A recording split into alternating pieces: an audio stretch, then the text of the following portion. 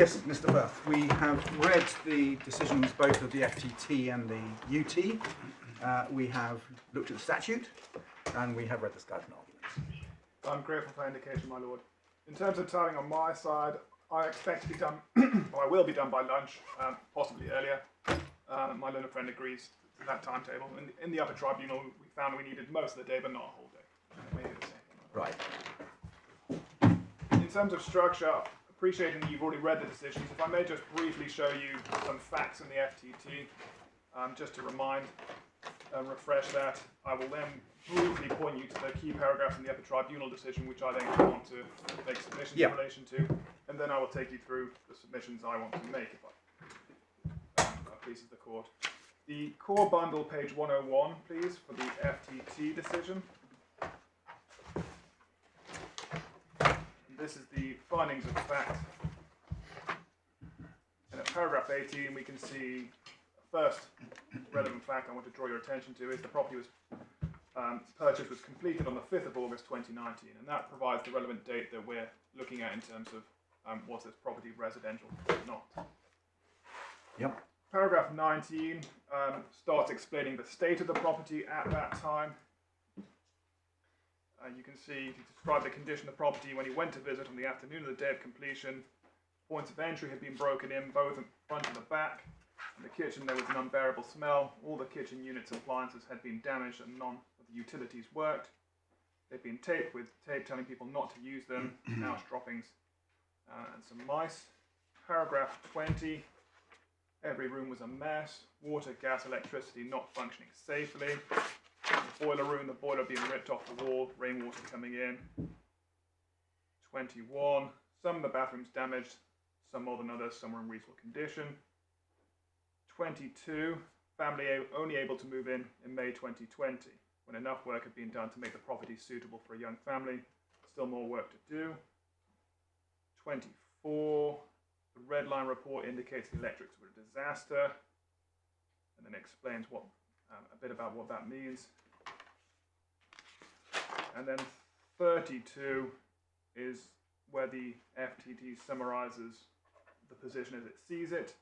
And I'm sure you've already read this. Yes. If you just remind yourself of A, B, and C, please. Yep. And at 34, we have the finding that a reasonable person wouldn't occupy at the date of completion, which is obviously an important finding of fact for our case. Yeah, well, the FTT says it's a reasonable person, not Mr. Mudan in his particular position. And then we accept that. It's not a subjective test of whether you would live there. It's an objective one. Turning then, please, if we may, to the Upper Tribunal decision, page 90 of your full bundle.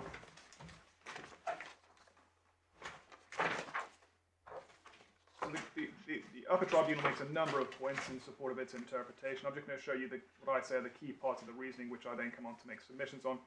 At 43 and 44, the Upper Tribunal makes a point about, well, if buildings in the process of being constructed or adapted are included, why shouldn't a building that's fallen into disrepair and unsuitable, it can't be used at that date, but can be fixed, which is a point I'm sure you've seen when you've done your reading.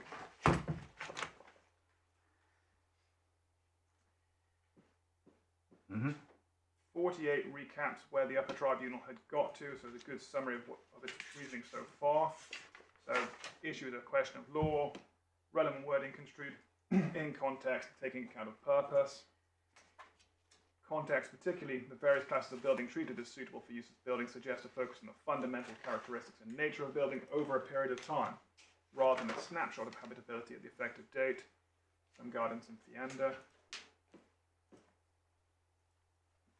50, they reject my submission that use means occupation. They say they're not synonymous. 51, they say that, well, there's a relevant difference between suitability and availability or readiness. And at 58, we get to the summary, which I'm sure you've had a chance to read in some detail, because that really summarizes where the Upper Tribunal got to, and is a large part of what I make submissions on. Yep. You'll have seen from my skeleton argument at paragraph 17, my submission is that suitable for use means that it could actually be used as a dwelling on the relevant date. It doesn't mean, in my submission, capable of being made suitable for use as a dwelling. And before I dive into my submissions in support of that, please can we look at the legislation? Well, it could have been, this building could have been used as a dwelling. It wouldn't have been safe to use it, perhaps, but it could have been used as a dwelling. So you need to qualify what you say, don't you? What you mean is a reasonable person would not in fact occupy this as a dwelling without carrying out works.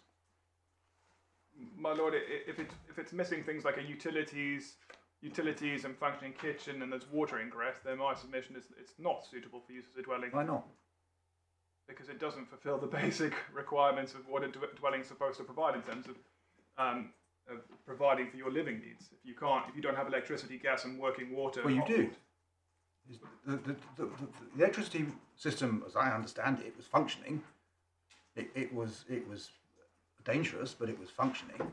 Some of the bathrooms were in reasonable condition, Mr. Mudan said. The availability of a kitchen does not detract from suitability or property as a dwelling. You've referred to ultra-temp, we know that. So why could it not have been used as a dwelling, even on the facts found by the FTT? My lord, because it lacks what in my submission is necessary for a reasonable person to live there. Well, that's why I say you need to qualify what you say. Okay. I take that point. What you said was, the question was, could it actually be used as a dwelling? The answer is yes, it could have been.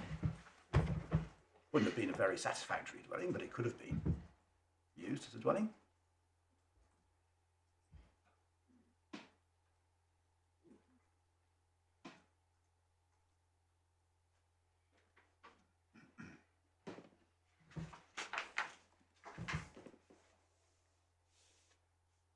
Well, my lord, at paragraph 19, the FTT finds that none of the utilities worked. In my submission, you can't have a dwelling where none of the utilities work.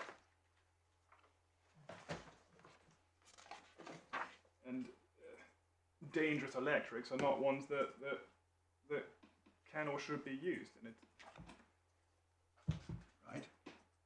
So in my submission, if you're lacking these basic requirements, including the lack of hot water, you can't wash properly, you can't shower properly or bath properly, so you're missing some of the key ingredients in order to have a functioning dwelling on any view in my respectful submission. But I take the point that the actual finding of 34 is a reasonable person. Take that point. In terms of the authorities, my lord, if we please turn to page 13. Of the authorities bundle. The authorities bundle, yes. And this is section 116 of the Finance Act 2003. Yes.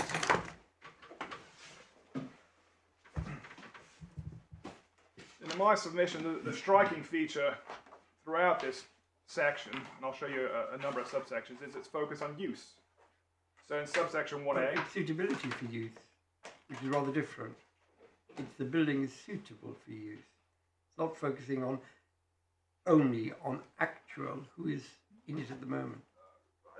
I take that point, but my point is perhaps I didn't put it in the right way.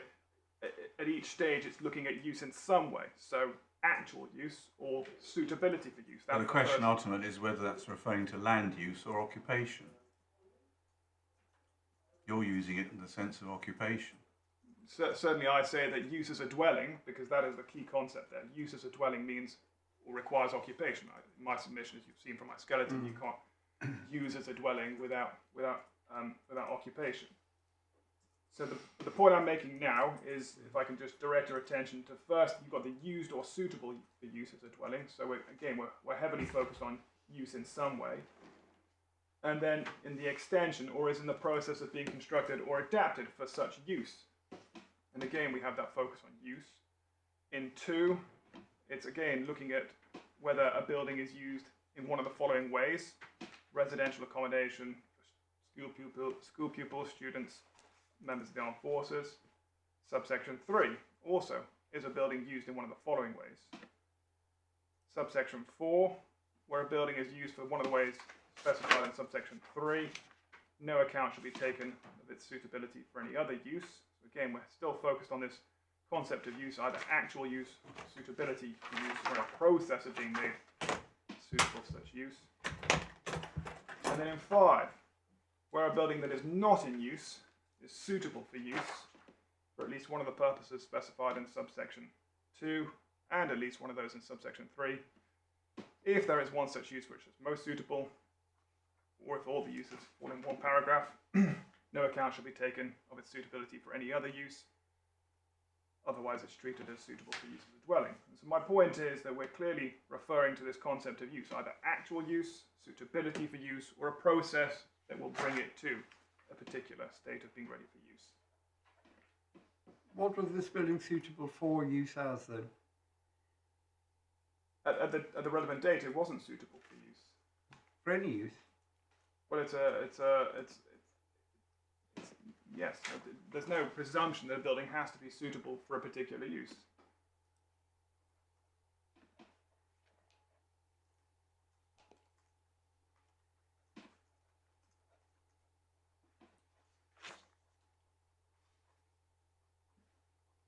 And the references to use, in the sense of use, or suitable for use, in the first part about used, in my submission is clearly referring to current actual use. It is a snapshot. It's saying on the date that you're asking that question, is the building in question being used, and if so, has it been used on that date?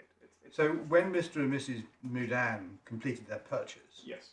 if the vendor had stayed in occupation until the completion date, it would have been in use, dangerous or not. Correct. If So the tax rate on the purchase would have depended on the personal choice of the vendor, not any objective characteristics of the building. well, that's Which is an odd way of assessing tax, isn't it? it's an objective question of how it's being used, and if somebody is using it in that way, then well, subject. I mean, it's difficult to answer that because it wasn't being used, and my submission couldn't have been used because of the utilities, etc. It was lacking. But if it's objectively being used in that way, the legislation says, well, that's your answer. It says if it's not being used, then we have to look at something else, which is suitability for use. I appreciate that. Squatters in the building. What if there were squatters in the building? If there were squatters in the building, They were living there, unsafe, a bit smelly, but they managed. well, Would it be being used as a building then? as a dwelling, used as a dwelling, As a well, dwelling. if they're doing all the if they're performing and able to do all the things you need to do in a dwelling in that building at that time, then yes, they would be using it as a dwelling. If they were only able to do some things, for example, there's no water, for example, then my submission, they wouldn't be using it as a dwelling. They'd be using it as something less than that. It's a roof over their heads, but it's not a dwelling because a dwelling requires a number of different aspects, including, in my submission, functioning utilities. Otherwise, you could say, well, if someone starts living in a shed, does the shed now become a dwelling? Well, it is a shed because it's constructed to be a shed. But if somebody is using it as a dwelling, then you're into another thing. But doesn't that show that the focus of suitable for use, it's a building suitable for use, doesn't that suggest it is the way the building is designed or constructed or intended for use? And the fact that at various stages things have gone wrong, you've got to fix those things, doesn't alter the building and the fact that the building's intended for use. That's why if the squatters are there, it's still a building suitable for use as a dwelling. You and I might not want to live there, but somebody else might. Well, two points in response to that. First is, well, if you take that logic, any building that happens to be used by squatters, a commercial building, they break into a court in the night and they start living there and nobody can evict them, or a closed down court. Does that become a dwelling now? Well, it's being used. If I'm wrong in my primary submission, that's now being used as a dwelling and therefore qualifies as a dwelling, which in my submission is wrong. Why is it wrong? Because it doesn't provide all the various functions that a dwelling would need to provide. Second point is that Parliament could have used a test based on, well, was this designed as a dwelling and has it since been converted to some other use? And it does use that test in other contexts. For example, VAT looks at, is the building designed as a dwelling? But it hasn't used that test. There's a variety of different ways it could have set this up, and it's set it up with a very strong focus on use, either actual use at the relevant date, or suitability for use? Well, it's not just suitability, is it? Because something in the process of being constructed or adapted is looking at a future Exactly. use, not suitability at the date of completion. Exactly.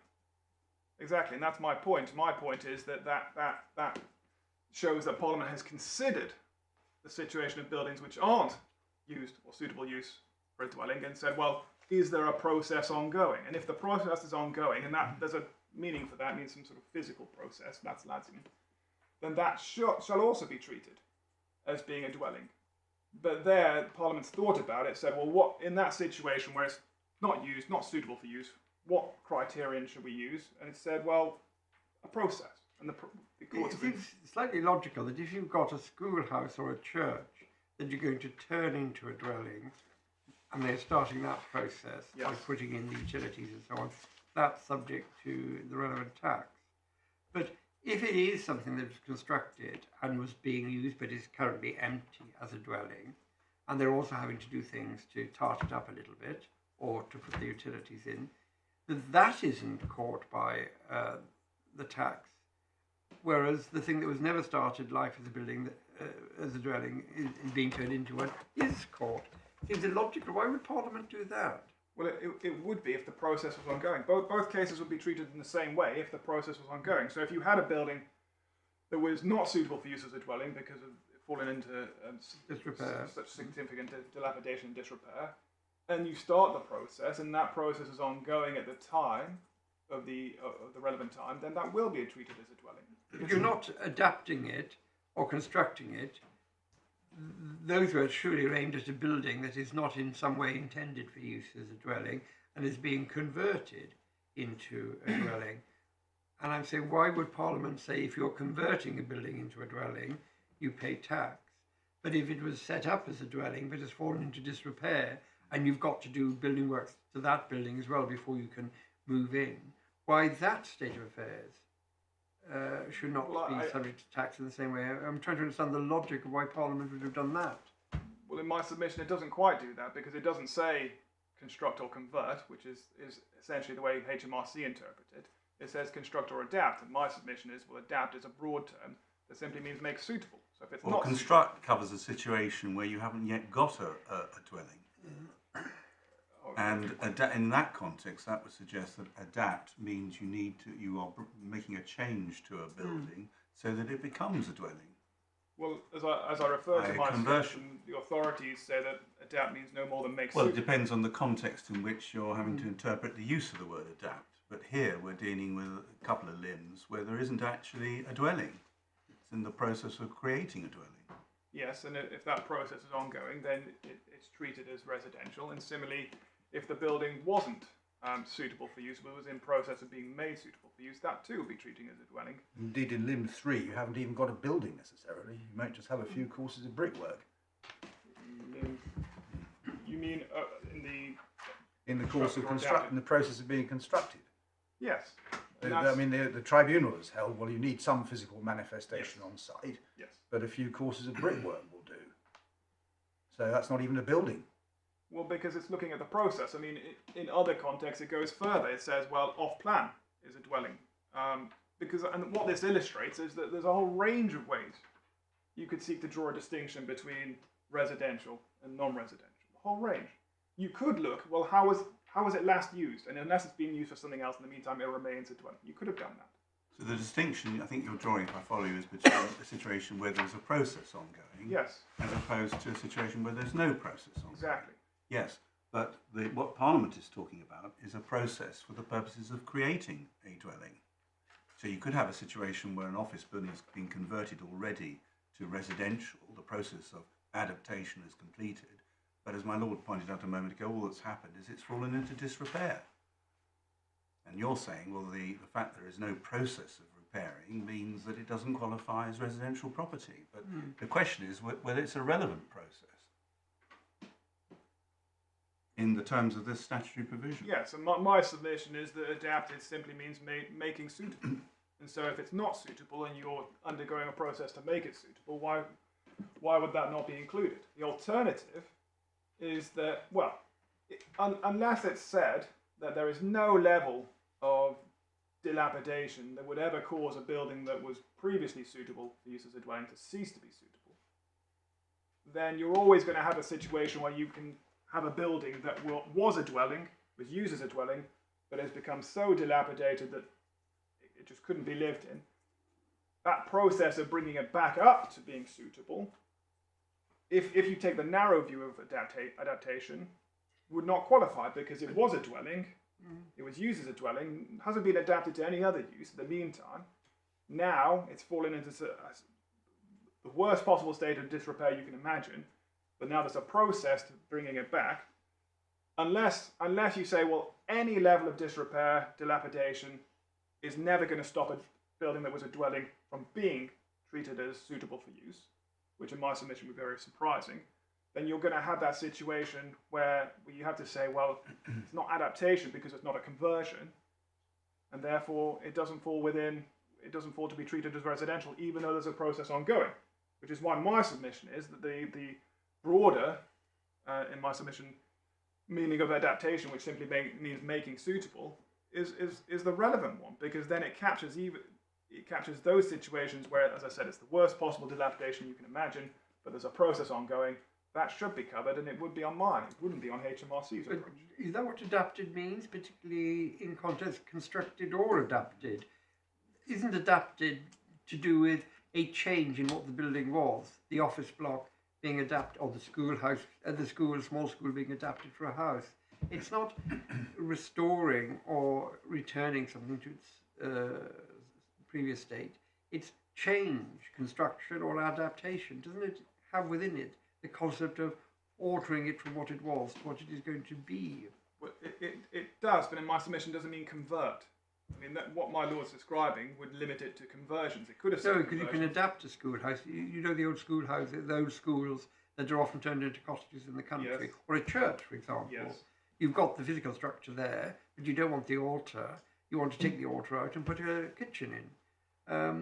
Yes. So what you're doing is you're adapting it. You're taking a structure intended and designed for one purpose, worship or Yes. education, and you're adapting it by putting in some relevant features so it can be used as a building. But it involves a change, not just repairing and putting in place that which was there already. Well, as I said, that interpretation is to limit it to conversion. My submission is, well, no, it includes the situation where it's not suitable for any use at the time, and you're making it suitable for a use.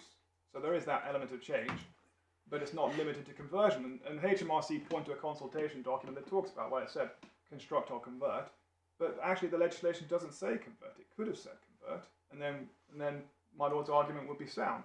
That is limited to having a use and then changing it to another use. But my submission is it's broader. That includes a situation where it has not fit for any use, and then you're making it suitable for a use. So on the facts here, for example, doing the electrical works, that was adapting for use, was it? It was adapting in the sense of making it suitable for use as a dwelling again, But yes. doing the electric works means if they'd started the electrical works, they would have been in the process of adapting it for use. Well, the process has to cover the full taking through from not being suitable to being suitable. But yes, if Sorry, if, just pause a minute. Why has it got to be a whole process? well, As long as the process is ongoing at the relevant date, it doesn't matter whether it comes to fruition, does it? my point, my lord, is if you just picked one problem to solve without solving each of the problems that would be necessary to make it suitable for use, that wouldn't be enough. But I'm not saying that you need to have got to any particular stage in the process beyond beginning it in the Lansing sense of. Quite. So if you'd begun the work and you'd started with the electrics, you'd be in the process of adapting it. So repairing the electrics would be adaptation for use, or in the process of adaptation for use. But those I'd distinctions. have to do other things as well. Those distinctions are inherent in what we're dealing with, my lord. Look at the Ladson test. If you put a brick down, you're in a process. If you haven't put a brick down, you're not in a process. So at any boundary, you're going to end up with cases either side of it. And you think, well, they're not very different. Why should they be treated differently? But it's inherent in the process of drawing a line and drawing a distinction that there are going to be cases either side of the line that look similar but are treated differently. And the Ladson case is a good example. You could have gone through all the planning processes, you could have the builders lined up, ready to go, but you haven't laid a brick, not in the process. If you have laid a brick, in the process. And my lord's argument would apply equally there to say, well, why does that one brick make all the difference? But that's just the inherent nature of drawing a line. And the line I'm saying is being drawn here is based on use. It's not based on design. It's not based on past use. It's not looking at, well, was it last used as a dwelling and has it been converted to any use in the meantime? It is very specifically and expressly saying, well, let's look at how it's actually used, or in my submission, how it could be used on the relevant date. And that has the benefit of being a readily understandable and applicable test. And once you get outside that test, you end up with problems. And that's, in my submission, where the Upper Tribunal and HMRC end up. Because HMRC, following the Upper Tribunal's lead, so if we look please at paragraph 53 of their skeleton argument.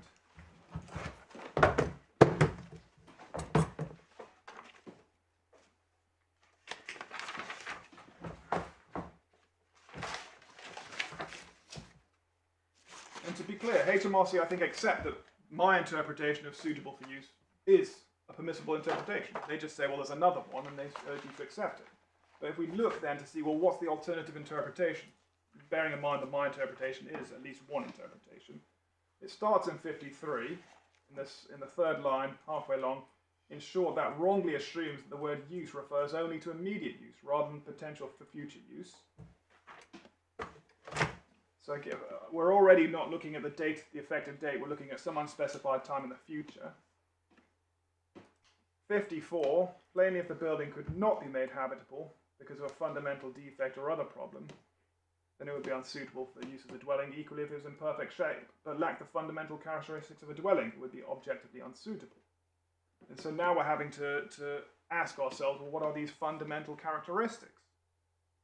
And I don't think HMRC tell us. I think they stay away from that, saying, well, you don't need to decide. At 55,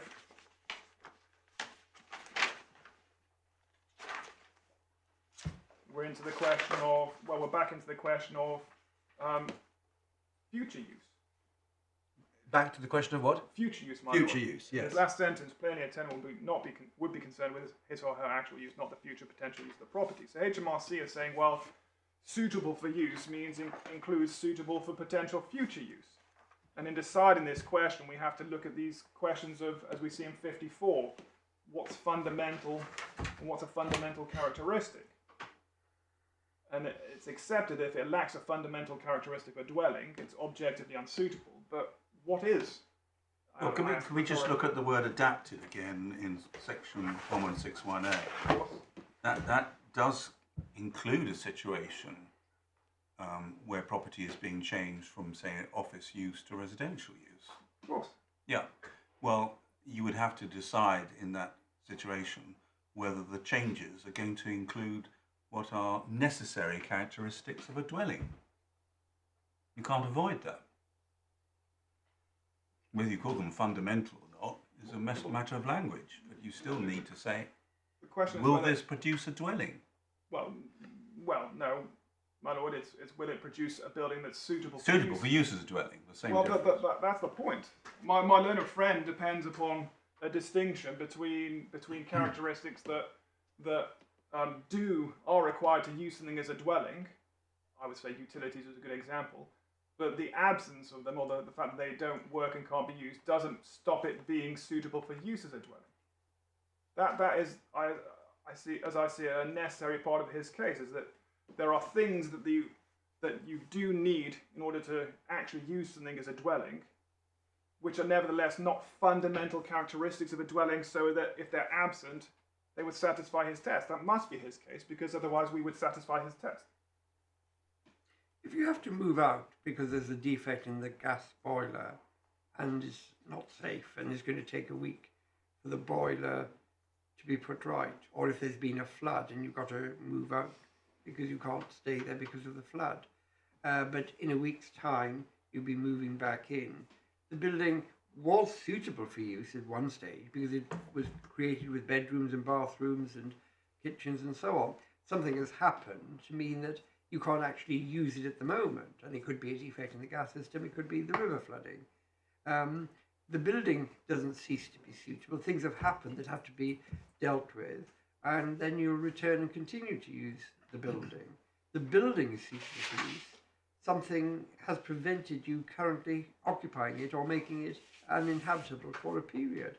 And why should that mean that the building has ceased for a period to be suitable for use, but then becomes suitable for use when the defect, the gas is repaired or the river level falls? I'm not sure whether my lord is drawing a distinction between things, defects that are part of the building and things that are not part of the building. I'm deliberately using both. See what you say about them. Well, in my submission, ask the question, why did you move out? Because it wasn't suitable to use as a dwelling for that week. And my lord might say, well, that's a short period of time. And you may say, well, if it's de minimis, and I do refer to the de minimis principle. Leave that to one side. We're not into de minimis. If it's flooded and you've got to move out whilst the water recedes, the building is still suitable for use but can't be used. Well, I would respectfully disagree with that. And why did you move out? Precisely because it's not suitable for use. What are you doing in fixing that? You're making it suitable for use. And that's exactly how the case law uses that terminology. If a tenant was told, well, your property is suitable for use as a dwelling, and they turned up and find a foot of water, they're going to respectfully believe that they've been misled. And so your case is it that the work that Mr. and Mrs. Mudan carried out to this building was work in order to adapt it for use as a dwelling, but because they hadn't started the process on the completion date, the property was non-residential property on the completion date. Is that right? Yeah. Logically in those steps, because adaptation includes making suitable. So that is where you interpret this definition. What they did was adaptation. Well, they were making because it suitable. on your case, it turned a building which was not suitable for Yes. use as a dwelling into a building that was. Yes. So that's adaptation. In order to be taxed as residential property, the process has to have been started on the relevant date. Yes. On the facts of this case, it hadn't been started Yes. on a relevant date, therefore non-residential property. Yes. And as I said, I mean, adaptation, my learner friend says what it means convert. I say no, it has a broader meaning. Now, as I said, if I'm wrong about that, then unless one's going to say there will any level of dilapidation, no matter how serious in terms of its effect on the building, doesn't stop it being suitable for use, then there's going to be a situation where it doesn't qualify, the process doesn't qualify within construction or adaptation because of that limitation. And in my submission, that's wrong. There's no reason to interpret it narrowly. And as I said, when the authorities talk about what does adapt mean, they say, well, it means make suitable. The point I was just making is to set up what interpretations is this court being offered? Because my interpretation is simple. Could it be used on the relevant date for the relevant purpose? And if it could, then it's suitable for use for that purpose, and if it couldn't, it's not. I've shown you what HMRC say about that at 53, 54, 55 of their skeleton argument, and it comes down to some concept of fundamental characteristics. And this is similar to what the Upper Tribunal does. And what the submission I was making is that, well, this concept of fundamental characteristics must be such that it includes some things necessary to be suitable for use as a dwelling, but not all things necessary to be suitable for use as a dwelling or fit for use. Because if the fundamental characteristics of a dwelling include everything you need for it to be actually fit for use as a dwelling, then we would fail that test. But there seems to be some distinction between, for example, utilities don't seem to be a fundamental characteristic, because if you've got utilities that don't work, HMRC aren't saying, well, that's lacking a fundamental characteristic. So that then pushes the question into, well, what are these fundamental characteristics and how do we identify them in any particular case? And there is no assistance in my submission, HMRC's skeleton argument. They say, I think at 87, you don't need to. We don't need to tell you that. You just work it out on a case-by-case basis. But that is critical. That distinction is critical to their interpretation. And so that it's one thing to say, well, my interpretation leads to X, Y, and Z result. We've also got to look at the alternative. The alternative on HMRC's case is based on some sort of idea of fundamental characteristics, which doesn't include all the characteristics necessary to be used as a dwelling. How are we drawing that distinction? My rhetorical question.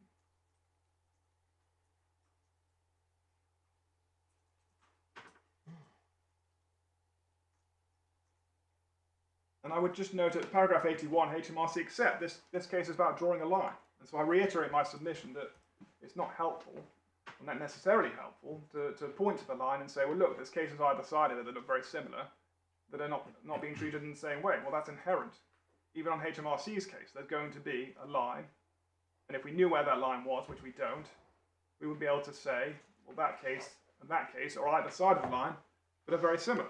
And that's just the nature of drawing a line. Parliament had to draw a line, and it does it in different ways in different places. As I said, for VAT purposes, or for some VAT purposes, it asks, well, was the building designed as a dwelling? And if it was, then that's enough. It could have said that here. It could have looked at the last use and said, well, if the last use was as a dwelling and it hasn't been converted to some other use, it remains a dwelling. It didn't. It focused instead heavily on actual use at the date, or suitability for use, or the process of construction or adaptation.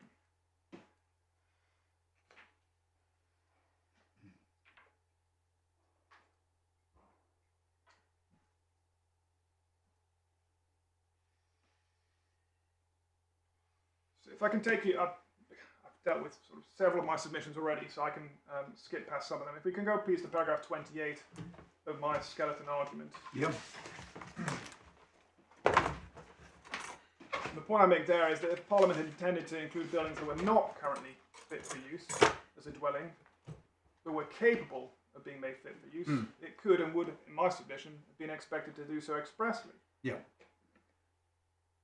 And then in doing so, it's unlikely again that Parliament would have intended to include everything that was capable of being made suitable for use as a dwelling, because that would include almost any building. So it can't be capable of being made suitable for use today. I refer to the case of Rowe and Haringey for that proposition. Well, it supports that proposition, my submission. If we could look, please, at in the authorities bundle at 417.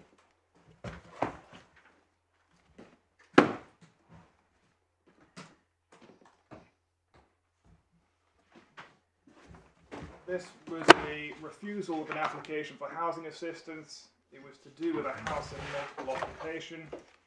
And you can see at paragraph 2 on page 417, one of the questions was, how do we determine the question of overcrowding? In the case of a house in multiple occupation, is it by reference to the whole property? We can see in passing at paragraph 22, please, that this question of suitability arises in a number of contexts related to land and housing law.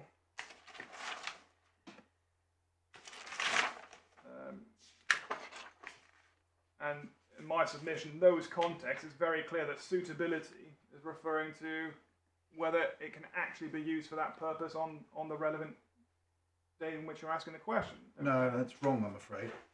In the context of an offer of suitable accommodation under the homelessness legislation, property is suitable even though it requires works of adaptation. It depends on how extensive those works are and how firm is the promise to carry them out. It's a case called Bore and Ealing, which establishes that. My Lord, I'm grateful for that indication. Well, I'll move. I haven't read that case, so I'll move past that point.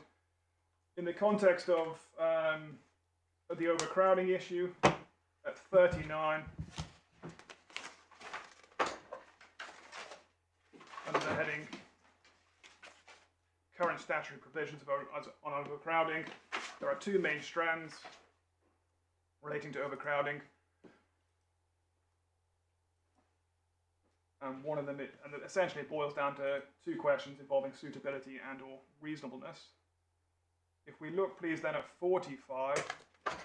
45? Yes, my lord. A constant feature of these three sections of the Housing Act is the reference to dwelling being overcrowded. The term dwelling is defined for the purposes of Part 10 as premises used or suitable for use as a separate dwelling. term is ubiquitous in this part, as in many other contexts. 49, please. Says tracing the derivation of sections 324 to 326 indicates that this line of statutory provision has been consistently tracked on the basis of the unit of interest has been successfully a dwelling house, a dwelling, and that in each case the unit of interest has been defined as a premises that are used as a separate dwelling by their occupants or suitable for use for occupation. I'm not quite sure how helpful this is, because you're dealing with a Housing Act there, and it's suitable accommodation that's defined for the purposes of that Act. Yes, and there are very specific considerations when you're dealing with people who have been given local authority accommodation, usually by licence rather than by lease. I appreciate that, my lord. The point I take you to this case for is at 75 and 76.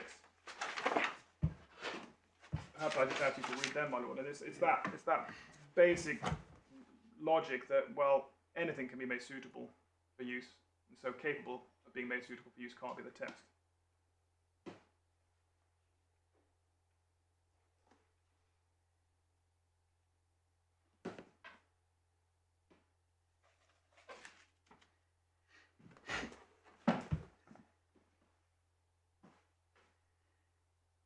Was the issue in that case whether the premises were presently overcrowded? Yes. And Well, you wouldn't ask yourself what the position is going to be in the future, then, would you? By definition, this is a regulatory regime for dealing with the occupation of premises by reference to certain standards.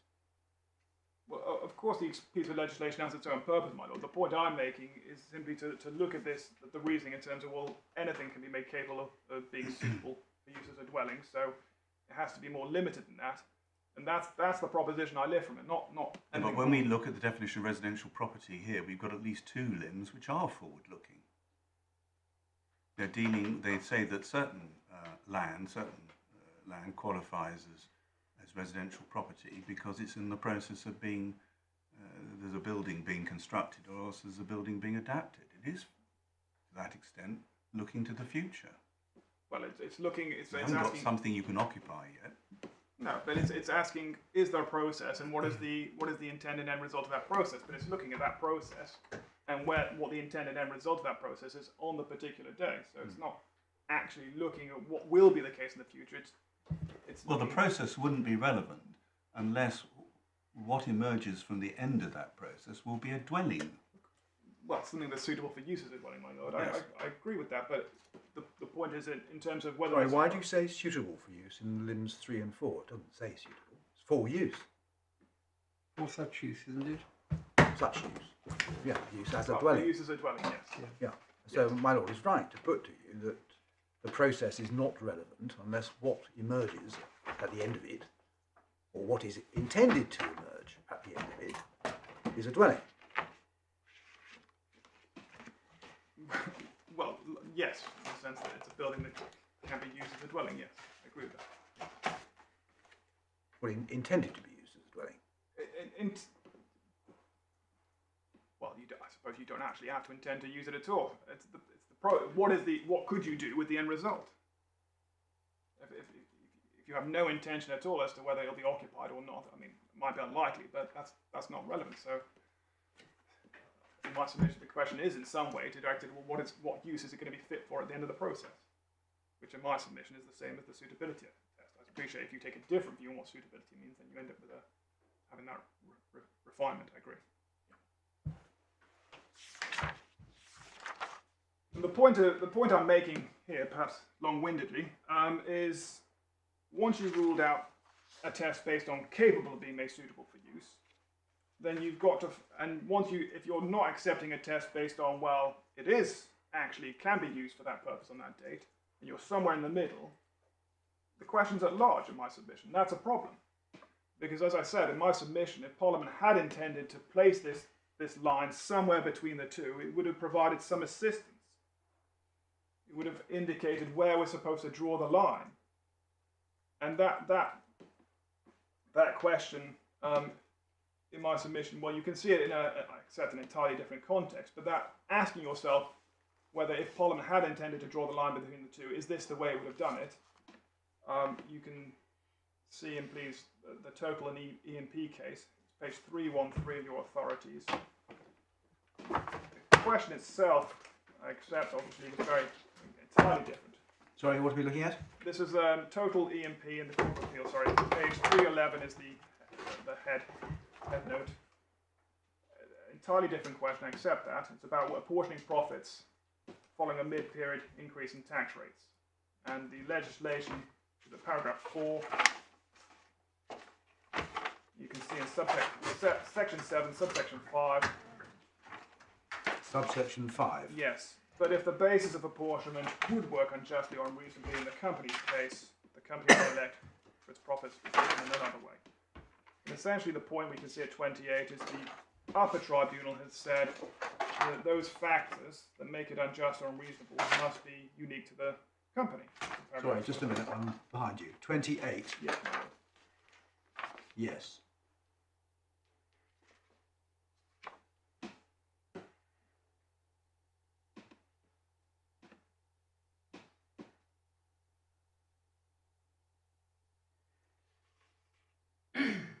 Yeah.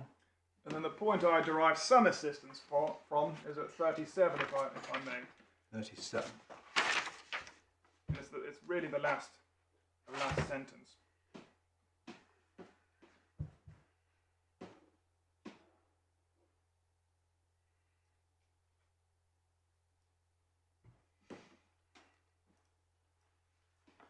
Yes. And so the point I'm urging on the court is that, well, if it's suitable for use, HMRC accepts, and my submission is correct, but HMRC accepts suitable use can mean it's actually can be used for that purpose on that date. Could mean that. So if Parliament was intending not that meaning, but some other meaning, but something short of anything that's capable of being made suitable for use, in my submission, we would have expected Parliament to say so more clearly, rather than using what is on, as it's turned out, a very confusing phrase, and given us some assistance in terms of how we decide. And instead, we don't have any assistance at all. We have a phrase that at least can mean what I'm saying it means. And we then have HMRC saying, well, it doesn't mean that here, it means something different. They then start talking about these fundamental characteristics, which doesn't include all the characteristics of a dwelling. Yeah, no, we've got that point. We've got that point. And as I said, there's no assistance.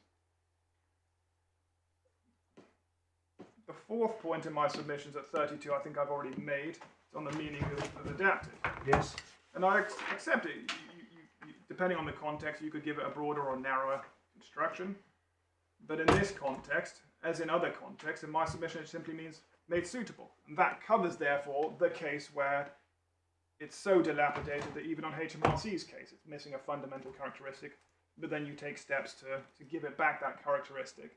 If adaptation doesn't mean made suitable and is limited to conversions, then in that situation where you're giving it back its fundamental characteristic, you've got no process of construction or adaptation, so it's not a dwelling or not residential. And in my submission, that's wrong. It makes far more sense to adopt the broader approach to what adapted means and says, well, no, it just means a process of making suitable, and therefore... Yes.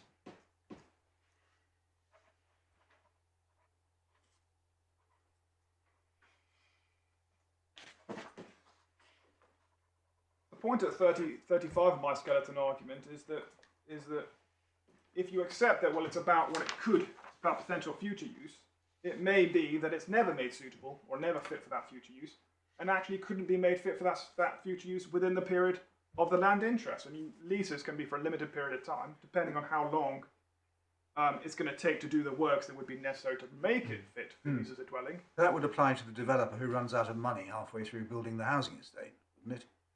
It might never happen. It might never be completed.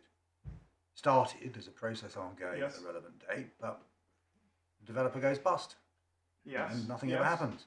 Yes. Or you could have a lease of land for a year, and it just wouldn't be possible within that year to make it fit for use as a dwelling. But let's say 2 years would be enough. What do you do? On HMRC's case, well, I'm not quite sure what they'd say, but it can be made suitable for use. There's a process you could go through to make it suitable or fit for that use. It would take 2 years, but this particular lease is only for 1 year. And the actual purchase of the lease isn't interested in using it for a residential purpose, but it could be. what do you do? Because you've got a lease for 1 year. It couldn't actually be made fit for use within that 1 year. It could within 2 years. Is that lease residential or non-residential? Well, on HMRC's case, we're looking at potential future use. Maybe it is, but in my submission, that seems strange, and that simply illustrates the broader problem of looking at potential future uses. I then come to the Alford case, which I approach with some diffidence, given I know my lord wrote the judgment. That's at paragraph 38. Yeah. My lord obviously will know the facts very in some detail, but I'll just refresh them, at least for my own sake. Sorry, the page reference. So I'm coming to it in a moment. It's 301 is the authority page reference. Thank you.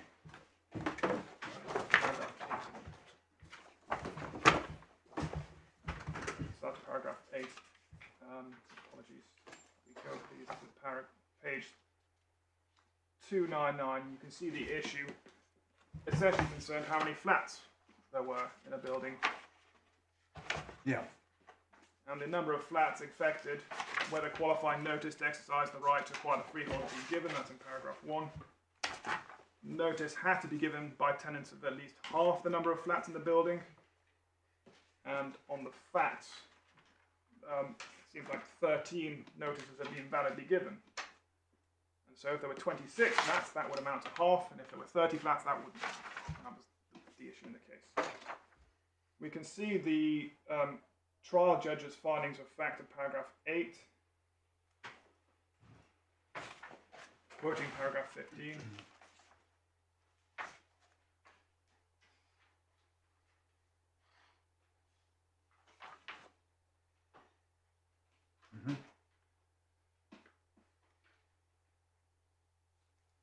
We can see at paragraph 21 further. Don't we need to look at paragraph 11 and the relevant definition? Yes, I was coming back to that in one moment, my lord. Just to finish off the findings of fact from the trial judge, you can see at 21, quoting paragraph 34, and at the end you can see that the relevant finding that each of the 4 separate sets of premises in existence have been constructed for use for residential purposes, even though their current condition precludes actual use for those purposes. Well, yeah. What we said was they hadn't been constructed yet. And that's what we really decided. They hadn't been constructed.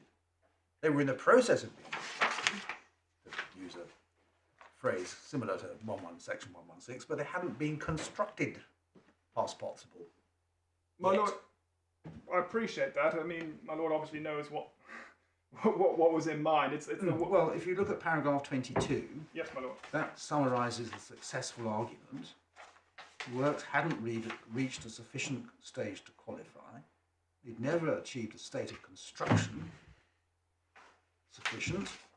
Put another way, the 2 areas had not been constructed past tense for use as a dwelling. They were in the course of construction for that purpose. And that's really all that this case decides. My lord, well, you'll have seen, my lord, I make use of what is said at paragraph 34 of the Court of Appeal decision. Yeah. Which puts it in exactly the way I would put it. My lord might say, well, I was using suitable for use in a different sense there, but it's nevertheless the same sense that I'm inviting this court to adopt in this case. At the very end of that paragraph, you can. So we're looking at paragraph 34. This is your judgment, my lord, yes. Yeah. It says, but on the judge's findings in this case, the physical condition of the area on the 6th and 7th floors precluded actual use for residential purposes, and that finding cannot be said that it was suitable for use for the purpose of a dwelling, which is exactly the way in which I'm inviting the court to interpret the phrase suitable for use. And the point my lord was just referring to, well, they were in the course of construction, the construction hadn't got to that particular point yet. If that's the right type of analysis, then it places an enormous weight on distinguishing different types of description of works. Because you can have 2 identical buildings in the sense that they're both lacking certain characteristics of a dwelling. And in this case, they were lacking sort of utilities and similar things like that. And if you say, well, that one lacks them because it was in the course of being constructed and hadn't got to that stage yet, and that one lacks them because, let's say, they've been stripped out as part of some sort of refurbishment process and not reinstalled yet, they're physically identical, but you would say, well, that one isn't a dwelling or isn't residential because it's in the process of construction, and the reason it hasn't got there is because the construction hasn't happened. Whereas in the other physically identical building, you'd say, well, it used to be a dwelling. It's just in the process of being sort of fixed up, and therefore, even though it lacks these same things, it is residential. In my submission, So I don't follow that example. In the context of section 116, yes, the first building you posited, which is being constructed, that hasn't yet reached the stage of anybody can actually occupy it as a dwelling, would be residential property because it would fall within a different limb of the definition. So on these two examples, if HMRC are right, they are both taxed as residential property.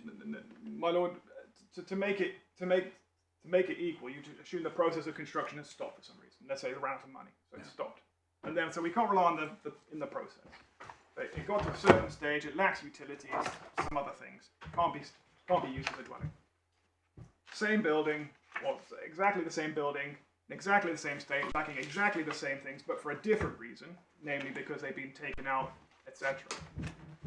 On my HMRC's case, you would say, well, this one isn't residential because the reason it hasn't got those things is because there was a process of construction, it stopped, and it's never reached a final conclusion. Whereas this one would be residential because it used to be a dwelling, and we can fix it. In my submission, that illustrates the problem with that submission, because you've got two physically identical buildings classified in different ways based on how you characterize the works necessary to make them fit for actual use as a dwelling. And in my submission, that's a highly implausible distinction Parliament would have intended to draw, because then you have to start classifying works. It seems to potentially become more complicated because we have reference in the Upper Tribunal decision, at some points in HMRC's skeleton, to, well, is it repair or something else? I mean, we start having to classify things in very down to very fine distinctions. And again, we're not deriving this from the legislation. We're only embarking on this task because we've rejected the simple and ordinary meaning of suitable for use, and we're now coming up with an alternative meaning. And because we've got, and this really illustrates, we've got no basis, no hooks to base this on, and we're ending up with drawing fine distinctions. And my submission, as you see in my skeleton, ultimately we end up in a form of judicial legislation. We are saying that, well, this is how it should be done. And paragraph 58 of the Upper Tribunal decision looks very close with respect to that. It's setting out tests based on fundamental characteristics and repairs and similar, which we don't find in the legislation, but suddenly become very, very important. Yeah. And so what I say I get from Alfred, at the very least, is that suitable for use can mean what I say it means. And that's how it was being used at 34. And therefore the burden in my submission falls on the person saying, well, there's an alternative interpretation, an alternative meaning that Parliament intended in this context.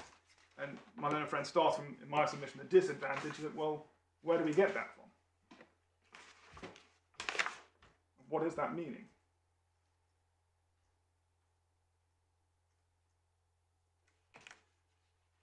I then turn at 44 of my skeleton argument to deal with various points arising out of the Upper Tribunal's reasoning. I showed you these points briefly before, setting up my submissions dealing with them. The first one is at 46, well, what does use mean?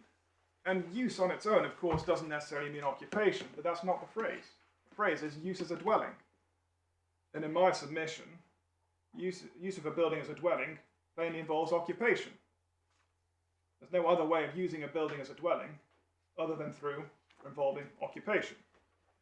And I refer there to the Eurotemp case where the House of Lords talks about it making your home. Well, plainly this is about occupation. So even if use, well, obviously use by itself could mean something other than, or include other things other than occupation, use as a dwelling, my submission does mean occupation. And that's significant potentially because the Upper Tribunal itself accepted, well, if it had said suitable for occupation, that would have been more strongly indicative of my argument. Well, which means that if you accept my submission on what use refers to here, then that logically follows. And there's a further problem in my respectful submission with the Upper Tribunal's approach to use, because it's saying, well, even if use can include things other than occupation, the Upper Tribunal doesn't identify any other form of use as a dwelling, that would be relevant on these facts. It's no good in my respectful submission saying, well, use can mean other things other than occupation, unless you say, well, in this case or in general in relation to 116, it can include this type of use, and that is in some way relevant to the interpretation of these facts. And so you still end up having to justify a situation where you're saying, well, this building is suitable for use, whatever that use may be, even though it can't actually be used for that use. Yeah. The second point is on the meaning of suitability. You saw earlier the Upper Tribunal said, well, it doesn't say availability or readiness. And my simple submission is, well, it had to choose one of those words.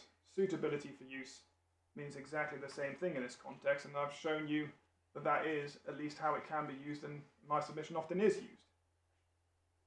And so the fact that Parliament has chosen a word that does mean whether you could actually use it on the relevant date doesn't count against my submission. Yeah. Could I take you to the Fianda case, please, at 336? This is a decision of the same constitution of the Upper Tribunal. It concerns the question of multiple dwellings relief, and so in that situation, the taxpayer wants more than one dwelling to try and get within the relief. And this is what they said at 48. To read the 48 sub 1 on page 336, please.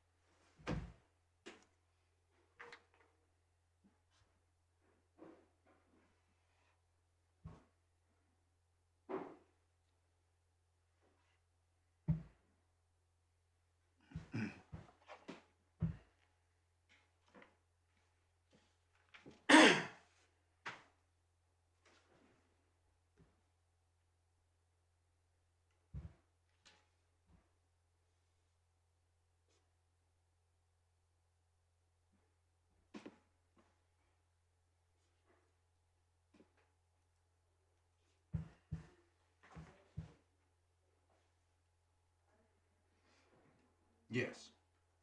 So you say that the caveat to paragraph 1 is wrong. Well, it's not even clear what it's actually saying. It's saying a state of disrepair may nevertheless be suitable. Well, I'm not saying disrepair makes it unsuitable. I'm saying if it gets to the stage where it's uninhabitable, which is more than just disrepair, that's when it becomes not suitable for use. But everything up to that is exactly what I'm saying.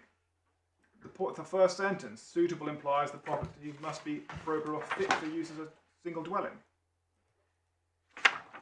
Not enough that it's capable of being made appropriate or fit. I mean, fit for use, my submission means you could go and use it for that purpose at that time. They then derive that from the ordinary, the natural meaning of the word suitable, and they provide the contextual support relying on the extension limb, the process limb, as strongly implying that merely having the capacity or potential is not enough.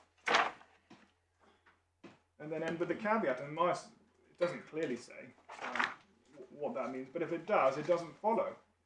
Having accepted in the first sentence and what follows, what it's talking about, whether it's appropriate or fit for use, not enough that it's capable of being made for use, then that supports my submission, and the caveat it's not clear how you get to the caveat. Once you've accepted suitable for use does mean this, it's not, as I said, it's how do you end up with the caveat? My rhetorical question.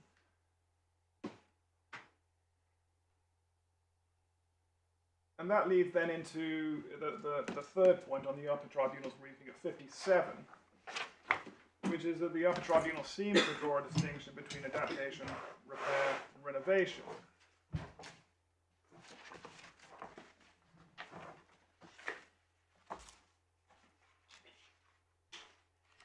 And I set out at 57.1 and point 2 the contrasting propositions that I say arise from the reasoning.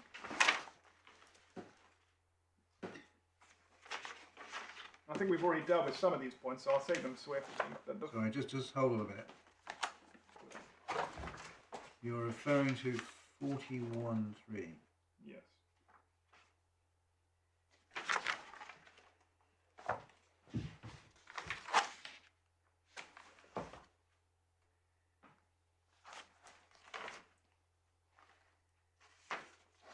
Well, isn't the distinction that they're drawing reliant on adaptation as meaning change? Isn't that the point they're making? Well, they're talking about the difference between adaptations or alterations and repairs or renovations. Yes, but adaptation in the context of changing the use. Well, it says alterations. It doesn't limit it to adaptations, and I'm not sure that the tribunal meant to limit adaptations to simply situations where you're changing use, because the same works can be required in a number of different situations, and depending on the context, you may describe it as an adaptation, alteration, repair, or renovation. And the point I'm making is, well, these distinctions are very fine if they exist at all. In terms of, I've already given you the example. I mean, although they certainly in Fianda they do use the word alterations, but they go on in paragraph 48, subparagraph 1, to talk about adaptations. It strongly implies, they say between F and G, it strongly implies a property is not suitable for use within paragraph 7.2a if it merely has a capacity or potential with adaptations. They don't use the word alterations. Yeah. I'm not quite sure why not, but they don't. Yes, but then they go on to say, well, the question of suitability is based on the physical attributes of the property at the effective date, not as they might or could be. Yes. So, I mean, this sort of goes back to the discussion that's already been had about, well, what does adaptation mean in this context, and what could it mean? And I think this is where that submission I made, that, well, unless you're going to say that anything that can be fixed, no matter how disastrous, how long it would take, what cost it would take, unless you can say anything that can be brought back into use, having previously been in use as a dwelling, is a dwelling, then you're going to end up with that distinction, which in my submission can't be right, between those buildings that were dwellings but have fallen into that very significant situation of disrepair versus this situations where you're in a process of converting to a new use, which would be included. In my submission, that can't have been the distinction Parliament was drawing. I'm trying to think of other examples. If you've got a bicycle and both wheels are flat, it's not suitable for cycling at the moment because the wheels are flat. If I were to pump them up, and if there's a puncture, I repair the puncture, would I regard that as adapting the bicycle? No, I wouldn't really, would I? Because what I'm doing is restoring it to the state in which it was constructed. And restoring to the state in which it was constructed seems not to involve adaptation. Well, my Lord's proposition in the first place was it's not suitable for cycling, which I would embrace. That is my submission. Once that point's been once that point's been accepted, then the question is, well, how do we interpret adapt? And my submission is, well, adapt should have the broader meaning, could simply mean made suitable. And it could have had a narrow meaning.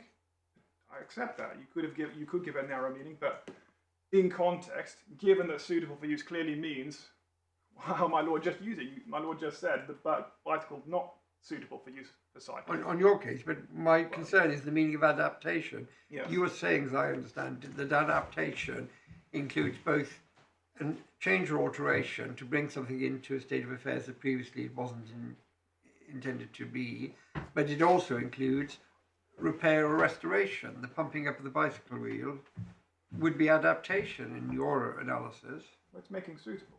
You're making it suitable. It wasn't suitable for that use. You're making it suitable for that use. Yes, I mean, I accept Parliament could have said convert, and in some contexts adapt may mean convert, but in this situation, in my submission, it doesn't mean convert. The other option is that adaptation doesn't cover repair and restoration. Yep. And if you're right about the building not being suitable for use because it needs some repair and restoration, there will be a group of buildings that wouldn't be subject to the tax. This one. Yes, and the point I've made, I think 2 or 3 times, possibly too many times, is that, well, even on HMRC's case, if their interpretation of adaptation is correct and their interpretation of suitable for use is correct, there are going to be situations where you have buildings that in some way lack a fundamental characteristic of being a dwelling, which they say that's unsuitable, doesn't satisfy the test. And they have to then say, consistently with that, the process of bringing it back into suitability, fixing that fundamental defect, is not adaptation. And so that process doesn't qualify to bring it into... No, I don't think they do say that. I don't think they do say that. Well, I don't think they I think they say if the building in question lacks a fundamental characteristic of a dwelling, then it's non-residential property. Yes. And I understand your point, well, they have never identified what these fundamental characteristics are, and you're left floundering in a sea of unknown, and Parliament could have said something that it didn't, and therefore that can't be the right test. I understand that. But I don't think HMRC say that property which lacks a fundamental characteristic of a dwelling is residential property just because you could restore that fundamental characteristic. I don't think they say that. If it hasn't got the fundamental characteristics of a dwelling on the relevant date, it's non-residential property. That's my point, my lord. Because what I'm then hypothesising, and HMRC don't deal with this, but I'm saying it's a logical extension of their argument, is take that property that lacks a fundamental characteristic, begin a process of giving it back that fundamental characteristic. And that's adaptation. And that's, well, it's on my case it is, but on HMRC's case it wouldn't be, because it doesn't involve any change of use. And that's why that category of buildings, the ones that are currently empty because they need repair work, wouldn't be taxable if it's not adaptation. On HMRC, on the narrow meaning of adaptation, yes. And what I'm wondering whether that was what Parliament intended when it enacted 116. Well, my point is that if you, that's why I'm inviting the court to accept the broader interpretation of adaptation. Yes, you're trying to say, well, deal with that by adaptation, because in my case we haven't started it and therefore I'm not in that.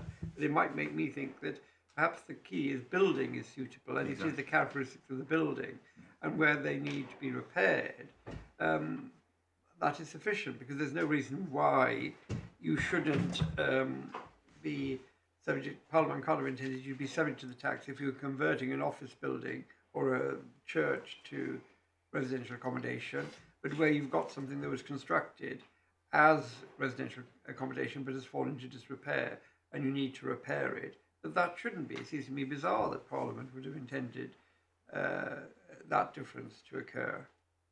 Well, I already made my submissions about the process. Parliament's placed importance on the process there. In terms of the point just made, though, I mean, if the court, my point is, if the court agrees with HMRC on their interpretation of suitable for use and their interpretation of adaptation, you end up with a residual category of buildings that are not suitable for use because they lack a fundamental characteristic. And the process of bringing them back into use, or suitability for use, would not be adaptation, because it's not conversion, it's not changing use. It was a bed dwelling, it fell into very significant disrepair. Now it lacks a fundamental characteristic. That's not adaptation in HMRC's case. And so in their case, you do end up with this residual category of buildings where even the process of bringing them back into suitability will not make it residential. Whereas in my case, that residual category does not exist. Yes, but maybe it's not so difficult. As my lord has just observed, we're talking about an adaptation of a building for use as a dwelling. And one could analyse it this way, that expression includes conversion for the purpose of changing the use, but isn't limited to it. So if you end up with a situation where a building has been in use as a dwelling, but unfortunately it now lacks one of the essential characteristics of a dwelling, like, for example, a roof, then adaptation of the building includes putting back the roof so that it can be used as a dwelling. It's not limited to conversion, but it includes it. I agree. Then you wouldn't have the gap or the difficulty you seek to create. My lord, that's my submission. My submission is But it doesn't follow from that when we come back to construing the second limb of section 116, as you say in your paragraph 46 of your skeleton, that use there has to mean occupation. That's a different point. Well, no, my lord, I think that it's sort of a different order. My starting point is that's what suitability for use means. HMRC then seeks to create a problem for me by saying, well, aha, if you're right about that, Mr. Firth, what about these cases where you've got a process of repair or a process of fixing the roof, adding the roof? And my answer to that's the context in which this question of adaptation arises, because my answer to that is to say, well, adaptation simply means made suitable. And so that process of adding the roof or fixing the roof would fall within the process of adaptation. Whereas if it's limited, it's HMRC, I think, who tried to limit it or say it should be limited to a change of use.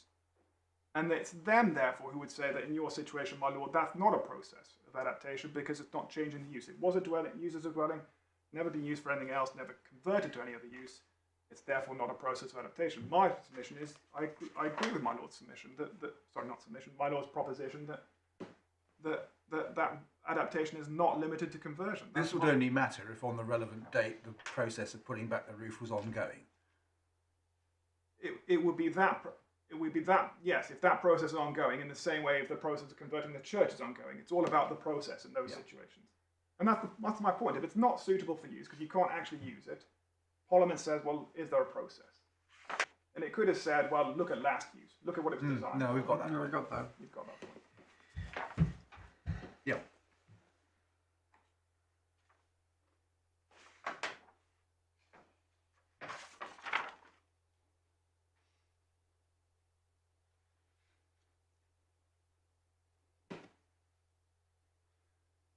At 61 and 62, I make the point by reference to the concept of making suitable. And in my submission, in that context, clearly the making suitable refers to the end result being something that you could use for the relevant purpose.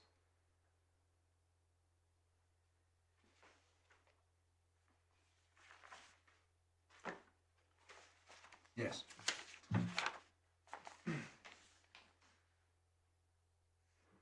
At 63 to 65, I make this point. I've already made this point about, well, you could have two identical buildings, and the reason why they require exactly the same works to bring them up to a situation where you could use them.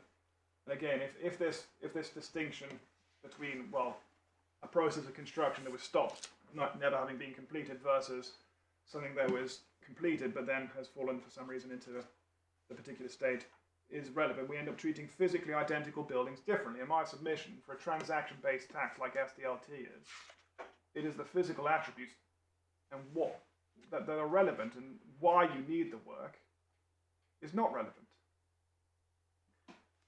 The historical reason for why you need the work doesn't tell you whether one is suitable for use and the other is not. That can't be the explanation, my submission. Yeah. And that's, I think, the same point at 66. It's an unprincipled and vague distinction between repair versus renovation or something else. And at 69, I mean, this really is the fundamental point. We've gone down this line of having to draw distinctions about fundamental characteristics and repairs and renovations, and it doesn't derive from the legislation. The legislation adopts a very simple approach. The court may say, well, it's too simple. It should have gone into a bit more complexity in terms of distinguishing residential and non-residential, but it didn't. It took a very simple approach of distinguishing based on use or suitability for use. And in my submission, suitability for use means what it says would be used on the relevant date. At 70 and 71, I deal with the Upper Tribunal's proposition that my interpretation is not warranted by the words used. Well, I think I've already made an extensive submission that it is, so I don't propose to say more about that. The second point is sort of the policy argument underpinning both the FTT and the Upper Tribunal decision that, well, Parliament must have intended to include at least some properties that were uninhabitable but capable of being made habitable. And I set out at 74 the Upper Tribunal decision, setting out that argument. And my response to that... You say that's judge-made law, it's not in the statute. That's your essential answer to it. Respectfully, yes. I'll just see if there's anything in there I haven't already developed. Yes, I mean, at paragraph 80, I think it is relevant. I submit it is relevant to note that we've got a composite phrase here, used or suitable for use. And the temporal focus of the use limb is plainly on actual use on the relevant date. And it would be very surprising, or at least somewhat surprising, if the suitable for use was a quite different question, not simply asking, well, could you use it on that date, which is the natural interpretation where it's used or suitable for use, but this more extensive test that HMRC push on the court. So that's my submission, at least an indication that this is a simple test. It's simply, well, is it used or could it be used for that purpose on that date? Mm. Yeah. I've dealt with, I think, the point at 82 about buildings that don't yet exist. Yeah. And at 86, it's the point my lord already has, that we're not, as I said, submitted. When you're drawing the line between residential and non-residential, there is no natural underlying yardstick. Instead, you can draw it in different ways for different purposes, and Parliament does draw it in different ways, even within the course of SDLT. So as I said, for some purposes of SDLT, an off-plan purchase, where there's no physical process ongoing, is treated as a purchase of a dwelling. That's not the case here, but it is for some purposes. In other contexts, you can look at, Parliament looks at, well, what was the building designed as? Or you could look at, well, what was it last used as? And has anything happened since? And there may be good or bad reasons for choosing between those. But where Parliament has chosen a particular way of phrasing it, and it has, in my submission, an ordinary meaning, it would take something very strong to say, well, we're going to depart from that ordinary meaning. Something quite strong and clear in terms of where you end up. Because it's no good rejecting a clear and simple test, albeit it has complications. Perhaps the court thinks, well, might have been better to draw it slightly differently, but it's a simple and clear test. It has that going for it. When you depart from it, in my submission, you need a strong indication that you should depart from it, and a good understanding of where you're leaving it for. What's your destination? It's no good rejecting a simple and clear test for uncertain reasons to end up with an uncertain test, which is where my respectful submission, HMRC, end up. Yeah.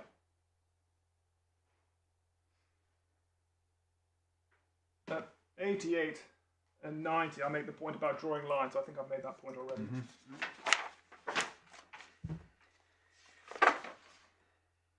And 92 is the point I've just made about no natural underlying yardstick. That follows through. And again, I mean, 97 shows again that we are drawing lines here, and Parliament could have drawn them differently. But as I said, in relation to processes, well, it's been decided that means a physical process. And Parliament could have said, no, actually, we're more interested in the overall process. So planning permission as part of the process will include planning permission. That's not the result. So you're inevitably going to end up with cases either side of that line which are being treated differently.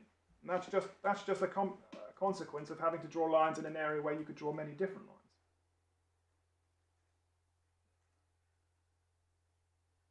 As I say, 101, it follows from that it's wrong in my submission to try and judge the relative merits of classifying a situation as residential, one situation residential and not others, because that's the exercise Parliament's undertaken.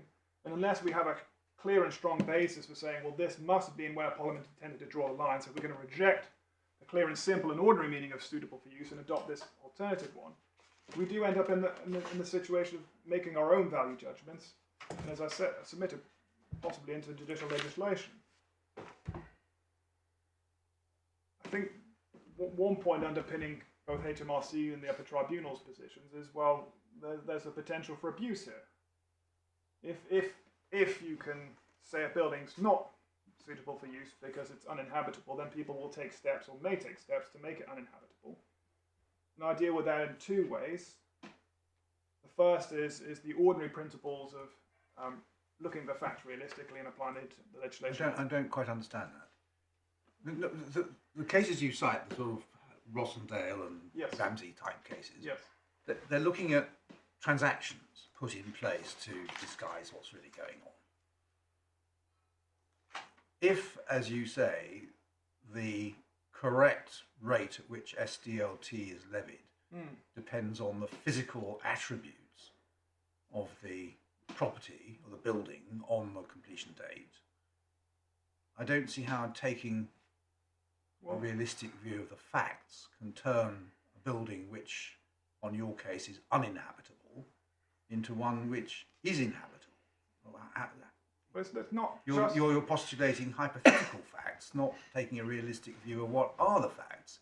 So I don't understand how this particular point counters the prospect of abuse. Well, the proposition is something might be done in order Yes, to you've make got a the building. vendor. You And make it a term of the contract that the vendor strips out all the bathrooms and all the kitchens and disconnects all the utilities Yes. before the completion date. Yes. Right. So you can't move in. Yes. Now, what are you saying here? That the Upper Tribunal to FTT will say, oh, well, we pretend that never happened. We pretend that the kitchen is still there, the bathrooms are still there, the utilities are still connected. Now, how is that taking a realistic view of the facts rather than entering an alternative world? Well, my lord, it'd be disregarding things done purely for the purposes of tax avoidance. And maybe the UBS case might have been a better example there, where they disregarded conditions attaching to shares that were inserted not for any commercial reasons, but solely in order to avoid Well, tax. we're talking about facts on the ground, Yes, and there were facts on the ground. which in the UBS is not what the sort of Ramsey, Rossendale cases are concerned with. Well, it's They're concerned with attempts to disguise the facts on the ground. In your example, the facts on the ground are that the property is actually uninhabitable. Well, my lord, if Ramsey is limited in that way, which in my submission, my submission is it's broader than that, and if something is done purely for the purposes of avoiding tax, then it is something that the legislation may say, well, we don't take account of that happening. But if it is that, then so it follows. But that will be the case then. Still be the case even at HMRC's boundary, wherever that is. Once you know what the fundamental characteristics are, all you have to do is deliberately remove a fundamental characteristic. But that takes me to the second point about the minimis rule, which doesn't. It's not about changing what the test is. It's about what you take into account when you're applying the test. And it's simply saying that the law doesn't concern itself with trifling matters. So if it's something very small, not a real substance that you would need to do, then again, that's something you wouldn't take account of. And for that proposition, I rely on the Boxmoor case, page 288, for paragraph 43. I'm sure the court's very familiar with this principle, but I just want to show you how it's applied in the context of whether a building was demolished completely to the ground. Yes. Where are we in the authorities? So paragraph 43 on page 288 of the Boxmoor case. 288. 106.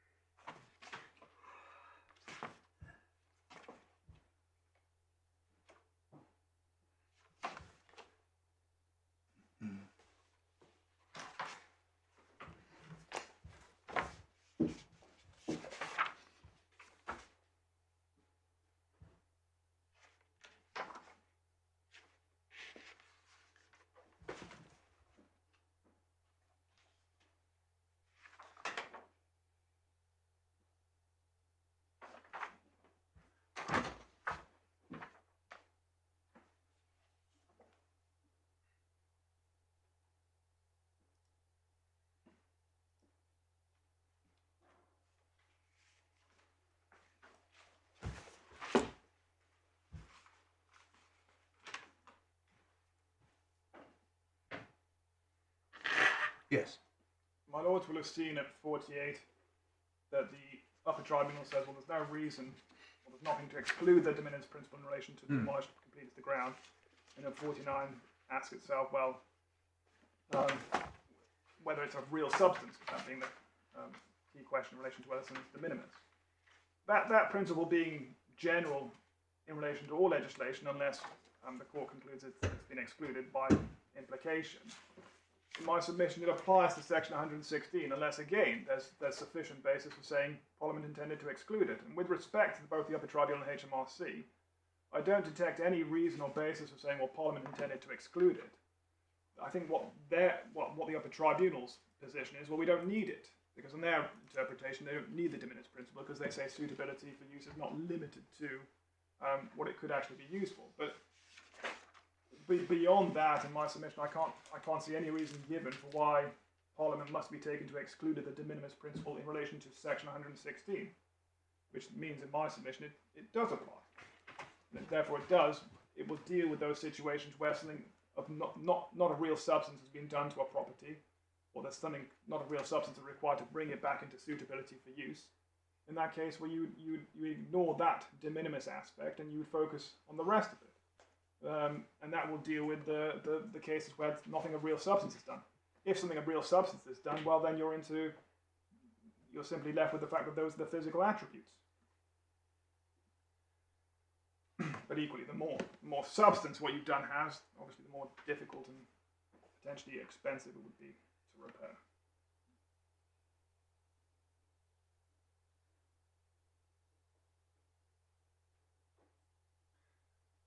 Yes. And the final point at 108 is, well, those are my two propositions in relation to what you do with cases of potential abuse.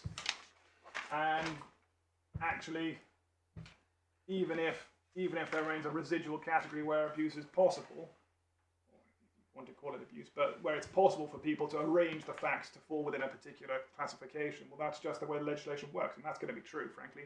Wherever you draw the line, it's always going to be possible to arrange for those facts or those characteristics not to be present. Which then leads me into, I think, my final submission in the skeleton, and then I'll briefly deal with the parliamentary materials that HMRC referred to. And I think I've made this submission again because it's based on trying to understand, well, what is the case against me in terms of the alternative interpretation? And I've set out the various passages in which the Upper Tribunal refers to the test at 112. And it's talking about questions of fundamental characteristics, but again, I've made this submission many times, that doesn't include all characteristics necessary to be used as a dwelling.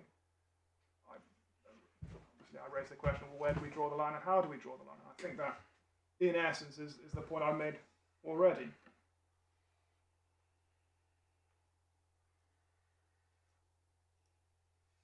Yes, and 117, I think, is a fundamental point I've made a few times. And at 118,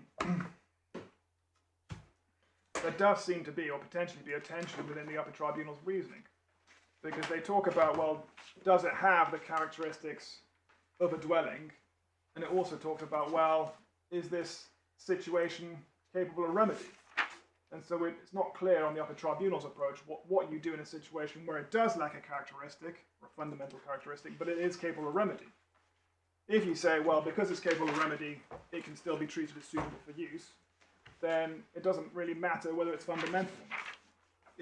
If actually there's some category of fundamental characteristics that even if it can be remedied, still don't mean it's suitable for use, then we need to know exactly what that category is. And it's not clear on the Upper Tribunal's decision what the link is between, or the relationship is between the characteristics test and the capable of remedy test. And that's actually quite important to apply in their test.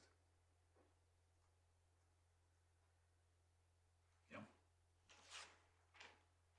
The final point I make at 124 is the Upper Tribunal says it's about looking at the fundamental characteristics and nature of a building over a period of time. When I was thinking through the legislation, I made the point, and this is my response to that, which is, well, the legislation is looking at a snapshot. In relation to actual use, it's looking at the actual use on the relevant date, not over a period of time. in relation to process. It's looking for an actual process on the relevant date. It stands to reason, therefore, that when you're looking at the suitability for use test, you're looking at that judged as the physical characteristics are at the relevant date, not over a period of time. As I say, historic use may be relevant insofar as it's evidence that the building can be used as a dwelling, but whether that follows is a matter of it would depend on the facts and what's happened since. If it was used as a dwelling, but then things have happened, which is our case, it was vandalised between the last person living there and the completion date, so we did have a change, then historic use doesn't tell you. You have to look at the facts. That leaves me then with the parliamentary materials. HMRC rely on what's quoted at paragraph 37 of the Upper Tribunal decision, please. This is a statement. This is Miss Primarolo in Yes, relation yes, to the predecessor legislation. Yes, my lord. Yeah. And this is the part HMRC rely upon. And my overall submission is it doesn't actually support HMRC, because when you read it, does the court want a moment to read it?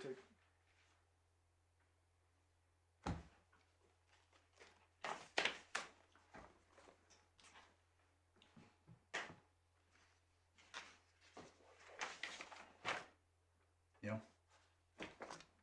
So it talks about dilapidated or semi-derelict, those being included, or being in a poor state of repair. It doesn't say, well, it's uninhabitable. It just says dilapidated, semi-derelict, poor state of repair. So we don't know. It doesn't say what the position is in relation to habitability. It then goes on to talk about the shell of a desirable home. Well, my submission is not that it needs to be suitable for use as a desirable home. It just has to be suitable for use as a dwelling. So we don't know, again, whether the shell of a desirable home could or could not be occupied as a dwelling on the relevant date. And then it talks about the removal of a bathroom suite, and we don't know whether the house can otherwise function maybe as another bathroom suite. So overall, the only point you get from this is, well, a lack of repair doesn't take you outside the definition. It doesn't tell you that if it's uninhabitable, it's within the definition, which is what my learned friend needs.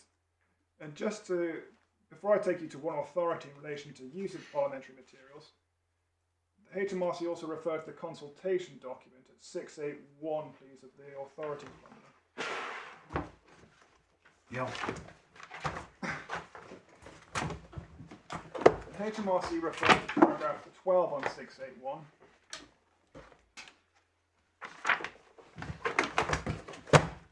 Sorry, just a minute. I lost the page. Oh, yes, here we are. Page 658. 681, my lord, sorry. Well, 681. It's very near to the end of the authority number, my lord. It's I beyond don't the have a end. 681. no, our We've only got bundle. 670. Yeah. I've got a consultation document at tab 34, which begins at page 654, and there's a consultation on draft legislation to define residential property for purposes of stamp duty exemption for land in disadvantaged areas. Is that the right Yes, document? that is the document. I don't know why my numbering. Right, well, 21st of mine is December. on, starts at page 654, and Paragraph paragraph 12, to which you referred, is on page 658. Should begin. The broad objective is a definition. Yes, so vacant but habitable or capable of being made habitable for a reasonable cost. Yes, my lord. And obviously that question of habitable for a reasonable cost wasn't carried through. And then at 14, it follows that land without any buildings or with only uninhabitable buildings, and it should be classified as non-residential. That seems right in principle. But it's not easy to find a statute definition to distinguish between habitable, non-habitable, or derelict, so this division has been left implicit in the clause. So again, that is, when you look at paragraph 14, it is drawing this, saying the distinction between habitable and uninhabitable is the one that's implicit in the clause, which is exactly where I draw the line. It's my learned friend that draws the line somewhere quite different. And then I come finally to the question of, well, what use can you make of the standing committee debate? And that takes us obviously to the Pepper and Hart criteria. Could I ask you to, I hope it's page 148, these pages seem to work so far, it's the Spath Home case. Spath Home. Yes, in the House of Lords. I've got that somewhere. 148, Yeah, tab 8. Apologies. Yeah. And by D, if I could ask you to please read from D on page 148 to just the first 2 lines of the second page before I make a submission on that.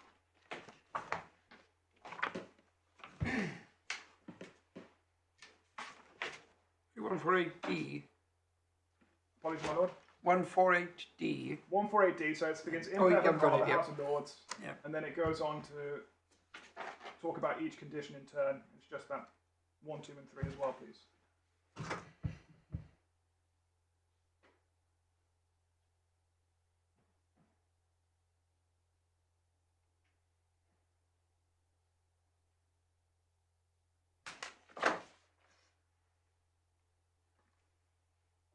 Yes. And the point I emphasise is by H in relation to parliamentary privilege. And you can see that the Lord Bingham says, refers to the, it must be clear and unequivocal, or, as Lilby put it in Warner, would almost certainly settle the matter immediately one way or another. And the reason for that condition, it's a very important condition, is that otherwise the court gets into the position of having to consider and decide, well, what did the minister mean, and were they right? And that's part of the reason, important reason, for having this clear and unequivocal situation, to try and avoid a situation where there's a potential or even actual violation of Article 9 of the Bill of Rights. That's where that well, partly derives from, the need for clarity and it being unequivocal. And when you take that test and apply it to our case, you simply can't say it's met, certainly not in favour of HMRC.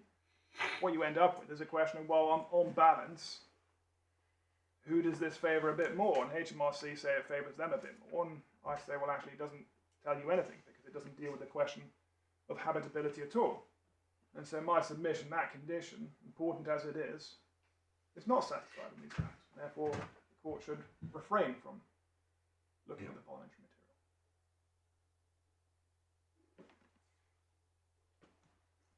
material. My lords, unless there's any questions, those are the submissions to the appellant.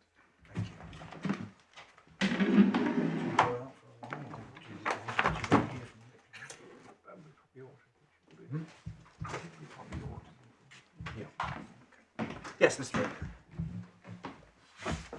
Good morning. The core difference, as I see it, between the parties is really focusing on the word suitable. The appellant's approach is in effect to test whether a building is fit for immediate use.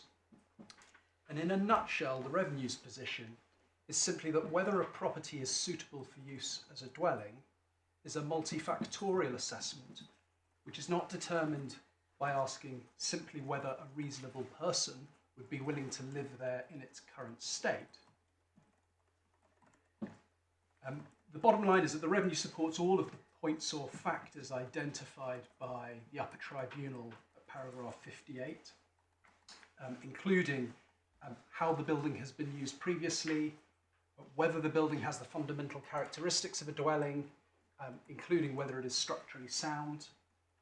The required works should be considered collectively, and consideration should be given to whether the defects can be remedied without prejudicing the structural integrity. Sorry, this is the Upper Tribunal's 5th point. Whether the building is too unsafe to occupy is a relevant factor, but it is not determinative. And the 6th point was whether a repair is minor is not irrelevant, but it is not particularly helpful. Now, the Revenue would accept that in other contexts, a test of suitability might well be concerned with whether it is immediately habitable. But suitable does not necessarily carry that meaning, and in Finance Act 2003 there are some clear statutory and extra statutory indicators that that is not what Parliament intended. So that was just by way of brief introduction. As a roadmap, what I envisage doing is to look at the terms of the statute specifically, then I'll come on to the extra statutory materials. There are a few tribunal cases which I ought to just show because they relate to the suitable for use test. And then lastly, I'll deal with some specific responses to my learned friends' submissions. I mean, the case law in the tribunal seems to be pretty consistent in this the approach, adopting the approach that HMRC says is the correct one. Exactly right. And they reason it in But different the ways. question for us is that accumulated wisdom correct or not? Exactly right. I think that's fair. And that accumulated authority is both at FTT and UT level. It may be that I can take it very shortly, and ultimately it is whether or not you're persuaded that all of those judges have got it Yeah, wrong. I mean that case law, in effect, culminates in the UT's decision in the present case. Yes. Agree. So, in terms of the statute, the first question, of course, is the word suitable. Now, I've identified, I see that as a key difference between the parties. There is some general authority on the meaning and flexibility of that word in very different contexts, which is the Quinterval case. Yes, well, is that Lord Hoffman saying it's an empty vessel? That's right. Perhaps I can just give you the reference. Yeah. We haven't got that, have we? We do have it in the bundle. No, do we? It's tab 11, page 199 is where it starts. I wonder if that case is familiar to all of my lords, but I mean, in broad terms, it was about regulating the use of human embryos outside the body. It was a judicial review of a public authority's decision to allow licensing of two particular procedures. And the question was whether the practices were designed to secure that embryos were in a suitable condition. And yes, my lords preempted the point. Para 12 of Lord Hoffman's judgment, just identifies the arguments through to 14. The key part is para 14, the first couple of sentences. If I could just invite to read that.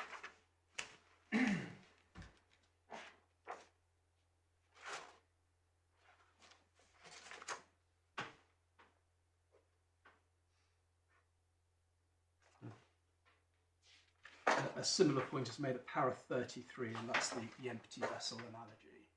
It's halfway down, so just above the letter C, the word suitable is an empty vessel.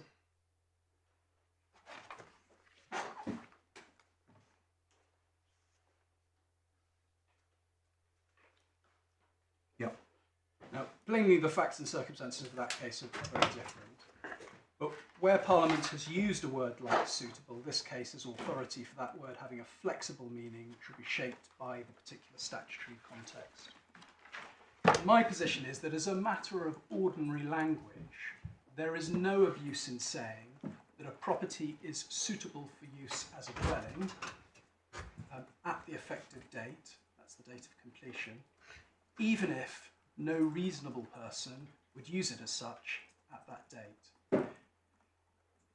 And one can think of lots of examples. An example which I give in my skeleton is a plot of land. But let's say the plot of land is described as suitable for the construction of a school. That is an apt description, even if the land requires preparation before the construction work can begin. More prosaic example in my skeleton is a knife which one has bought, which might be described as suitable for kitchen use. It wouldn't be in breach of the Trade Descriptions Act if the small print told you it needed to be sharpened before first use. But if you're going to buildings, it's like the flooding. If you've got a building that's suitable for use as a dwelling on Monday the 1st, it's got bathrooms and bedrooms and so on, and the sale is due on the 2nd, and there's a tremendous rainfall and the river floods, and the house floods on the night of the 1st, you couldn't actually use the building for habitation on the 2nd because you have to wait for the water to clear and you may have to do works to it. Yes. But the building is suitable for use as a dwelling, but it's being prevented from being used for that purpose, in that case by external circumstances. And the question then is it the same when the building is constructed with its rooms and its layout and so on and its facilities is suitable for use as a building, where some of those are falling into disrepair and have to be repaired before the house would be habitable?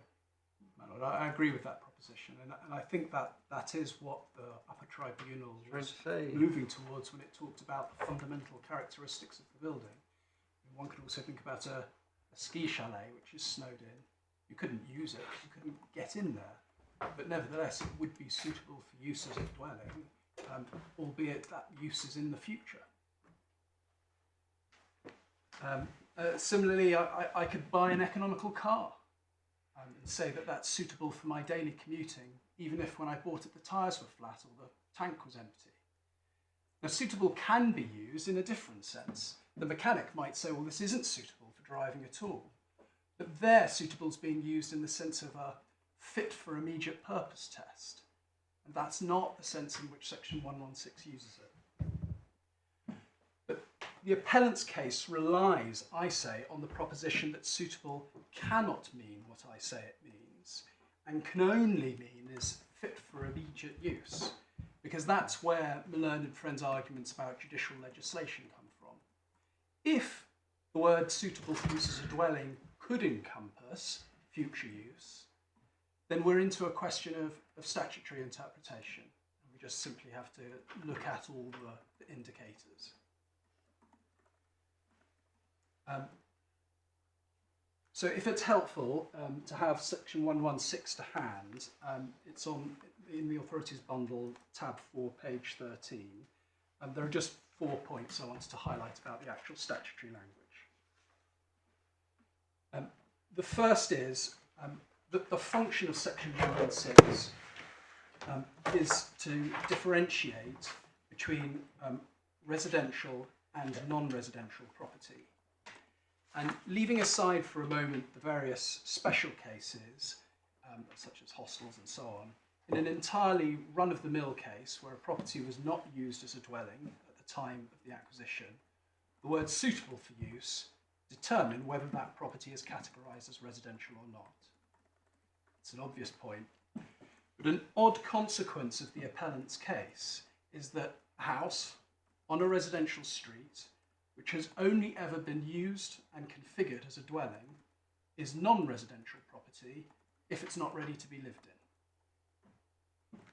Now, I quite accept that the statutory term being defined is residential property, but that choice of term can shed light on its meaning. Perhaps just for your note, see MacDonald and Dexter Accessories, House of Lords decision. Well, that's all in PACAR now, isn't it? And there's also authority in PACAR. So we've got MacDonald and Dexter Accessories, pages 193 to 197. In PACAR, sorry, it's particularly para 18 of MacDonald and Dexter Accessories. PACAR is also in the authorities bundle.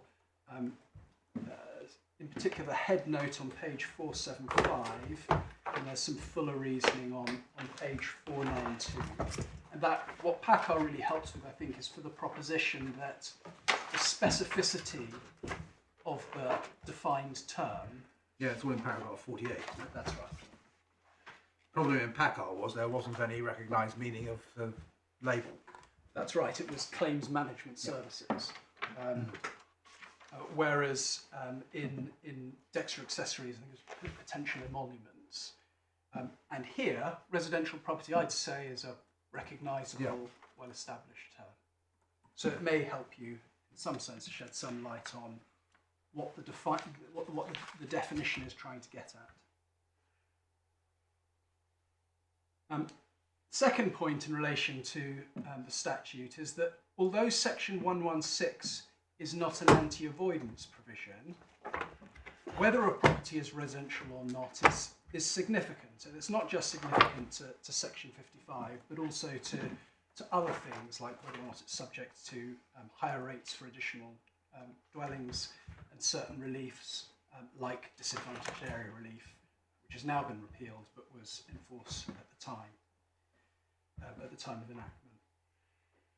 Now, so although it can be, I think it can be reasonably inferred from the scheme of legislation that Parliament intended that distinction between residential and non-residential to be robust. So it would be odd if taxpayers could easily manipulate which category they're in by impairing the property in a simple repairable way, like taking out all the toilets. And take another example. We've looked already at properties which are in the process of construction. But imagine a property which is being sold with just the utilities connected and bare walls. So that would be a new build. While it's in the process of construction, my learned friend would accept that's residential property. But once that construction has finished and it's just ready to be fitted out by the buyer, presumably at that stage, my learned friend would say it becomes non-residential property because it's not ready to move into. And then once the works have been done to fit out the bathroom or whatever, it would become residential property again. That, in my submission, is an unlikely intention to impute to Parliament. As I say, it's more likely that the distinction between residential and non-residential was supposed to be robust, so that properties weren't flip-flopping in and out of those two categories.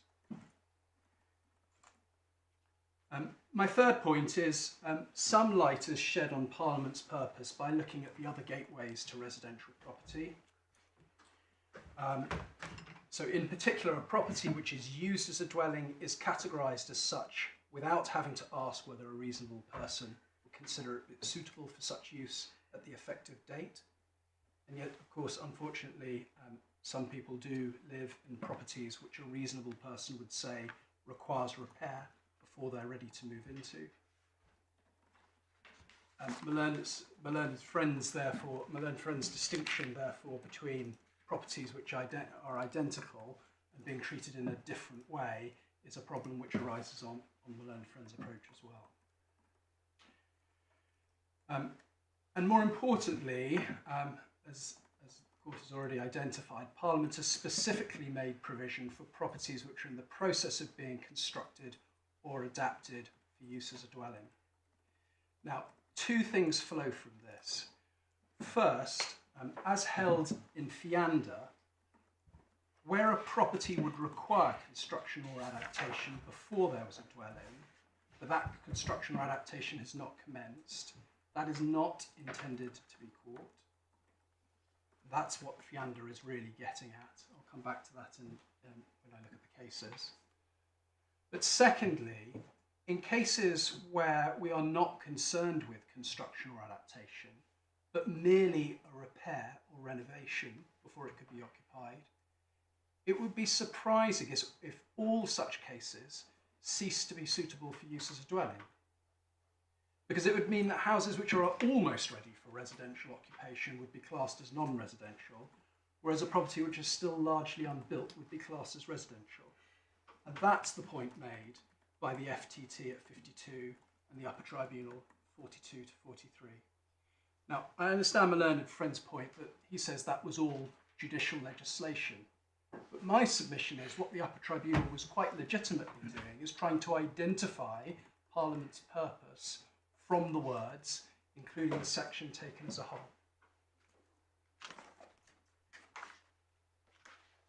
Now, my learned friend does have an argument that a building which is in the process of being repaired is being adapted for use as a dwelling.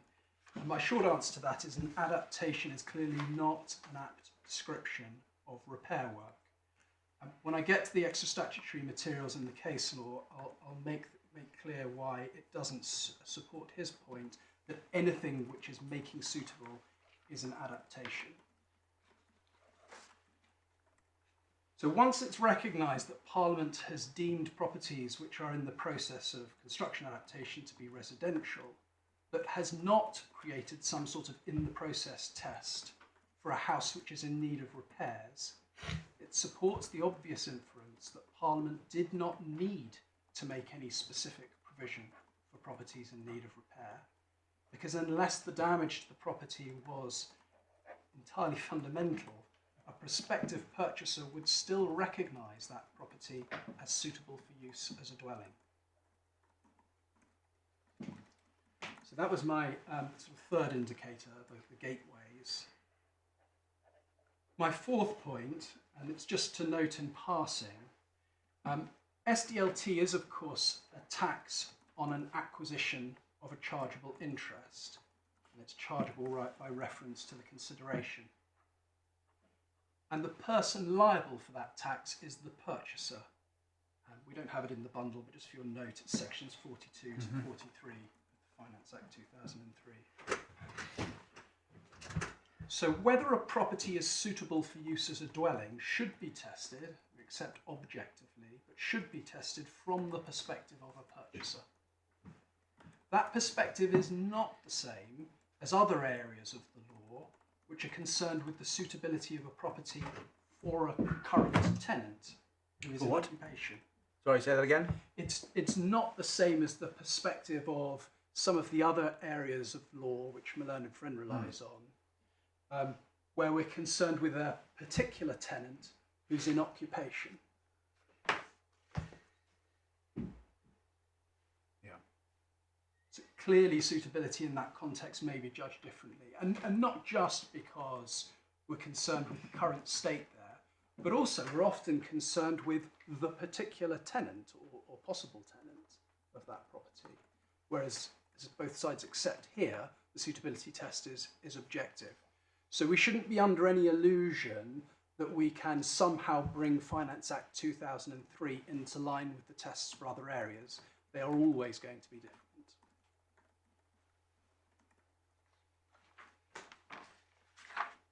That was all I had to say about the wording of the statute. Those are my 4 points. Yep. It seems to me it's the what you would really expect. It's not the particular purchaser and how he thinks of it. It's what a reasonable purchaser would think they were buying, and they're buying a house that needs to be done up, not a collection of bricks which they're proposing to adapt.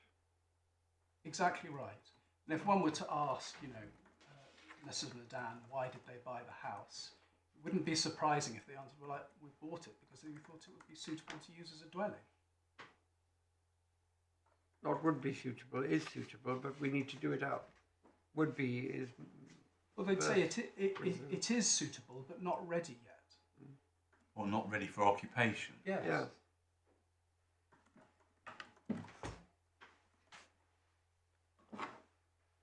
That was the statute. I was going to turn then to the extra statutory materials, if that assists.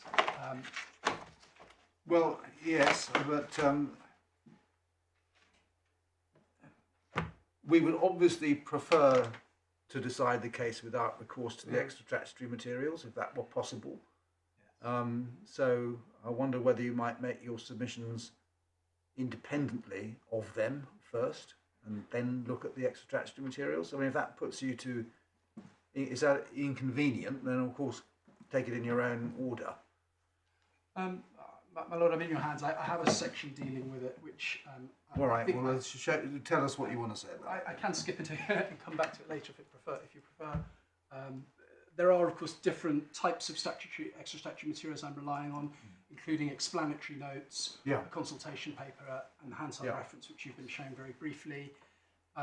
You'll be conscious, of course, that the Supreme Court has clarified the principles relating to the use of those materials in the well-known project for the registration of children. Explanatory notes are in, the other stuff less obviously. Can we turn it up just for a moment so I can highlight a few points about it? It's in the authorities bundle starting at page 443, but the relevant bit is really 459. Perhaps if you just very briefly remind yourself of paras 29 and 30. Yes.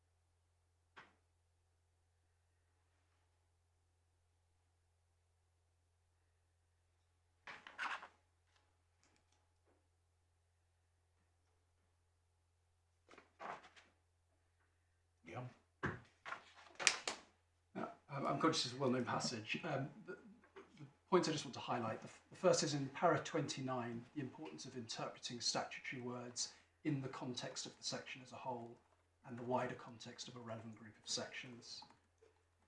must follow from that the same words can have different meanings in different contexts. The second point is the different categories of external aids in para 30. So explanatory notes may cast light on the meaning. Pre-enactment reports, I'd include consultations in that, can be used to identify the mischief or purpose of the legislation, whether or not there is ambiguity. Indeed, they might reveal an uncertainty or ambiguity. So that in consultation papers you say are equivalent to what? Reports. So it says other sources such as Law Commission reports, reports of Royal Commissions and advisory committees and government white papers. So a consultation report prepared by a government department about legislation they're proposing to introduce. Exactly right. So in tax, it's often the case that consultations lead to the legislation. And so you may have a process of obviously consulting with different interested persons and as an attachment the draft legislation. And in that consultation, sometimes you can get to what was the mischief or purpose of making the change. Yeah, but the legislation doesn't change, because the whole point about consultation is you're meant to be listening to what people are saying. You'd have to check that the legislation was the same as what was in the consultation paper, presumably. Indeed, and I will come to that.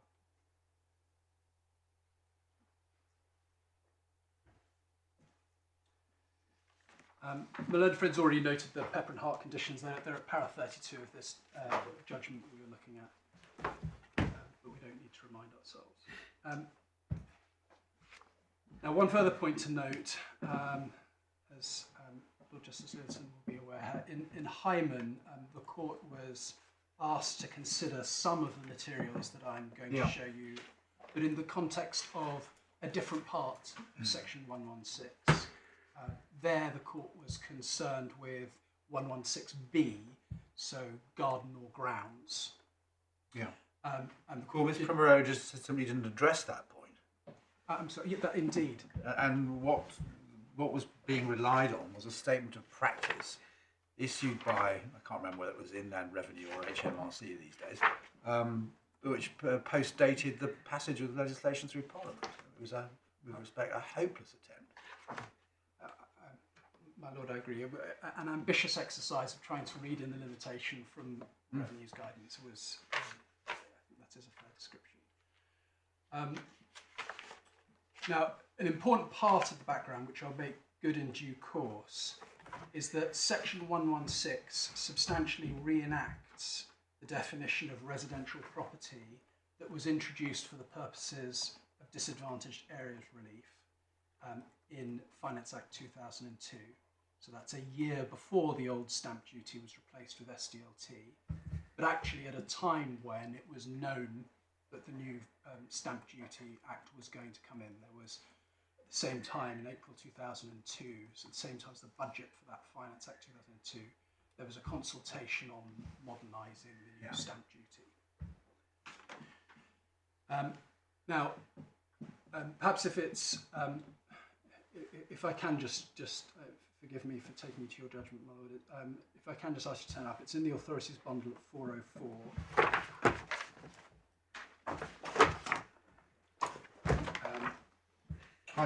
Yeah.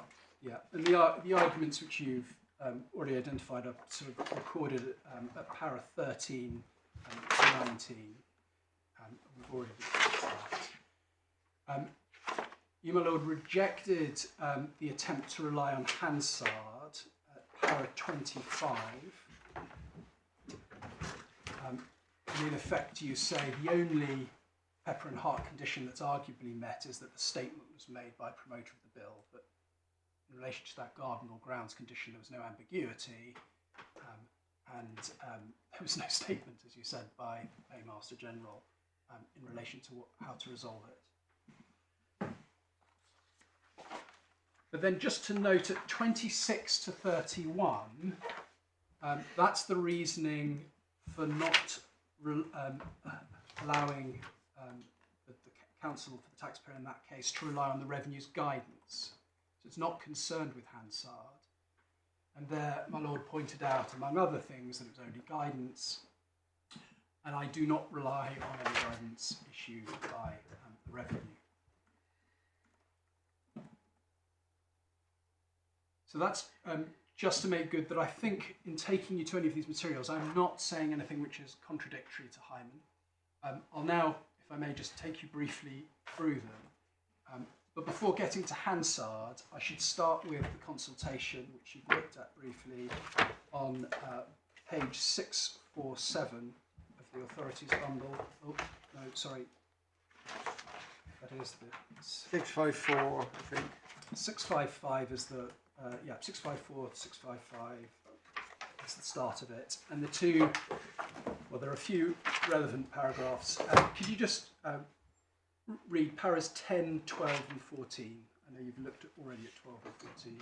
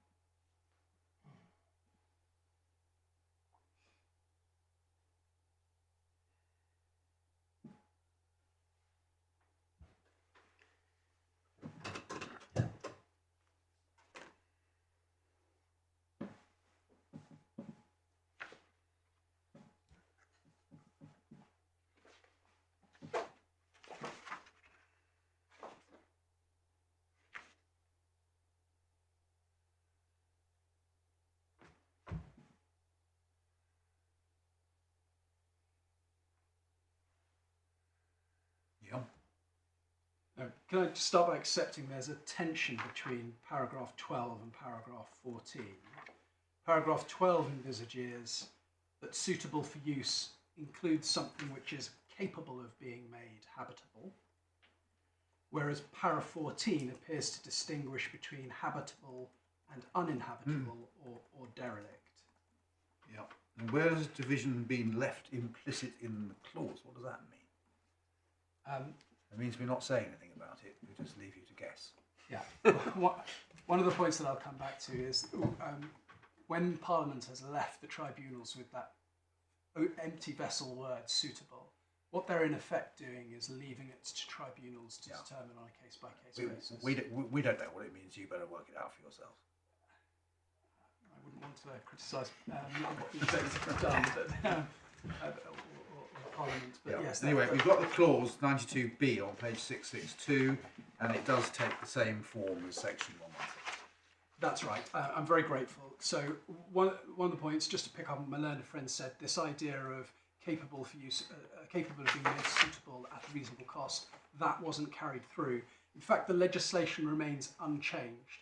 And when we get to Hansard, we'll see that what happened was, what that debate was really about, was whether or not they would add in the phrase at a reasonable cost.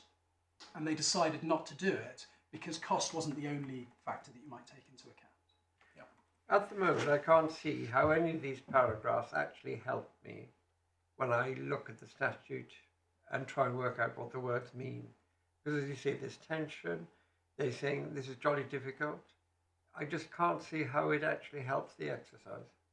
Well, I say reading 12 and 14 together fairly,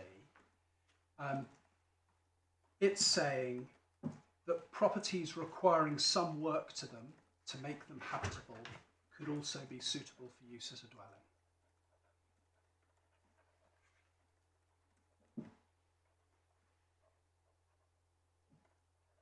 Yeah.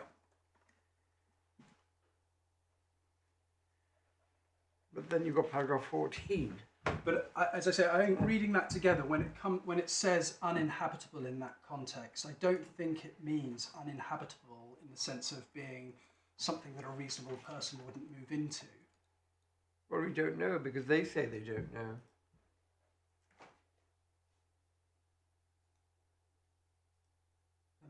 They say that it's not easy to find a definition which distinguishes habitable from derelict.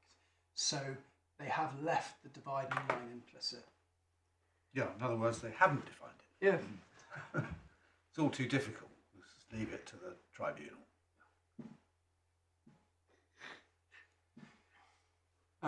Hansard does shed a little more light, and we looked at it briefly. The provision was, as I say, discussed in the debate of the Finance Bill. My submissions on why the conditions for referring to it are met are set out in my skeleton argument at paragraph 50, full bundle of page 52. The excerpt from Hansard starts on page 641.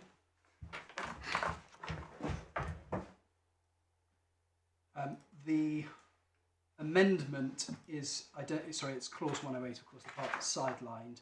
The amendment you can see there is proposing to add the words after suitable use for a dwelling. It would say suitable use as a dwelling without significant expenditure. Sorry, where are you? Page? Page 641. 641. Yep, that's hopefully the start of the Hansard. 641. Yes. And it's clause 108. Yeah. It says land in disadvantaged areas. And the amendment which they're debating is to add after the word dwelling without significant expenditure being incurred on it. So it would be suitable for use as a dwelling without significant expenditure. Yeah. Exactly right. For what it's worth, we do also have clause 108 of the bill. It's in the next tab, page 653. It is essentially what was... Yes, yeah. so 108 introduces 92B, and that contains definitions in the same terms as 116. Yep. You've already identified that Dawn Primarolo was the Minister, Paymaster General. Her speech is sidelined on the next page. Yep.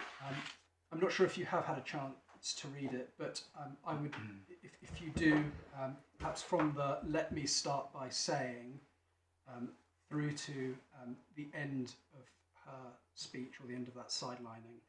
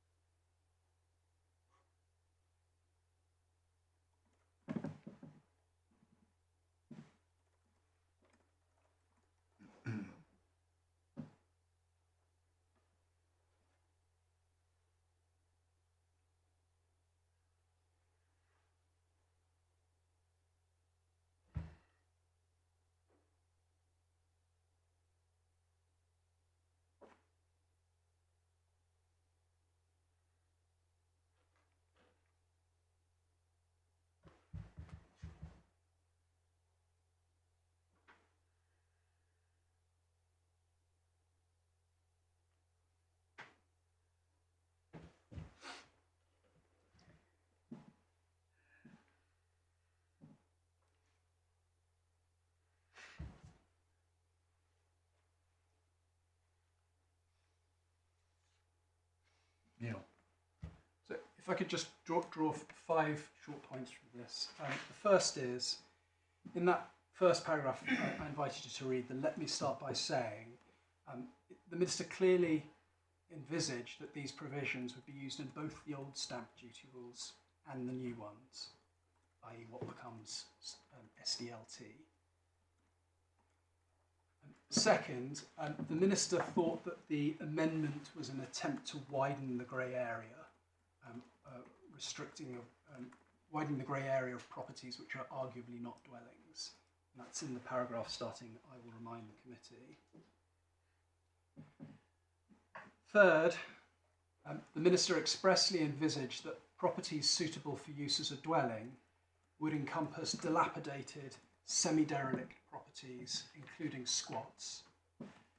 Now, my learned friend makes the point in response to that, well, they don't use the term uninhabitable or habitable, but my learned friend's finding in this case is that the property was not habitable by a sensible person, and a sensible person does not move into a semi-derelict or dilapidated building.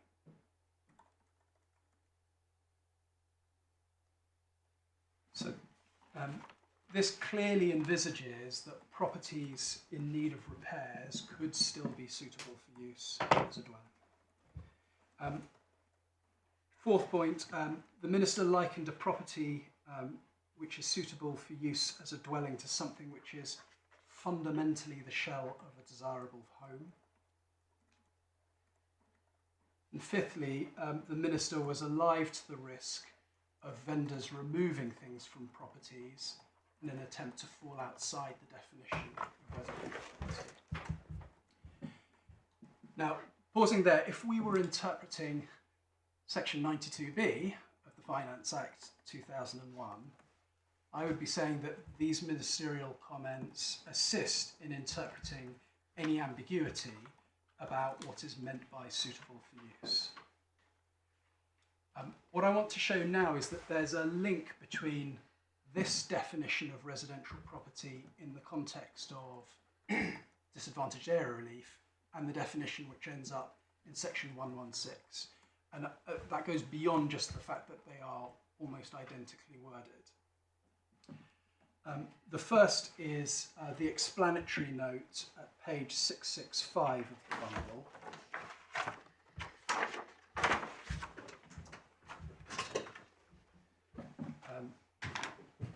In cases of interest, the first paragraph explains what was disadvantaged area relief. In effect, it was an exemption, but the exemption applied a bit more widely to non-residential properties.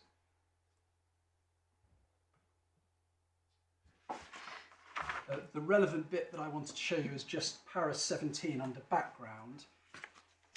It says the clause and schedule carry forward the existing relief for property in those almost 2,000 disadvantaged areas in the UK. So it's the idea that when they enacted Finance Act 2003, they were carrying over disadvantaged area relief.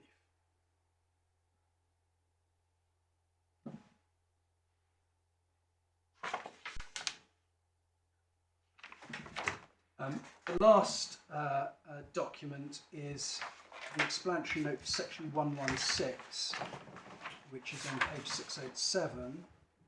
Six? Not 607. 668. 668, thank you.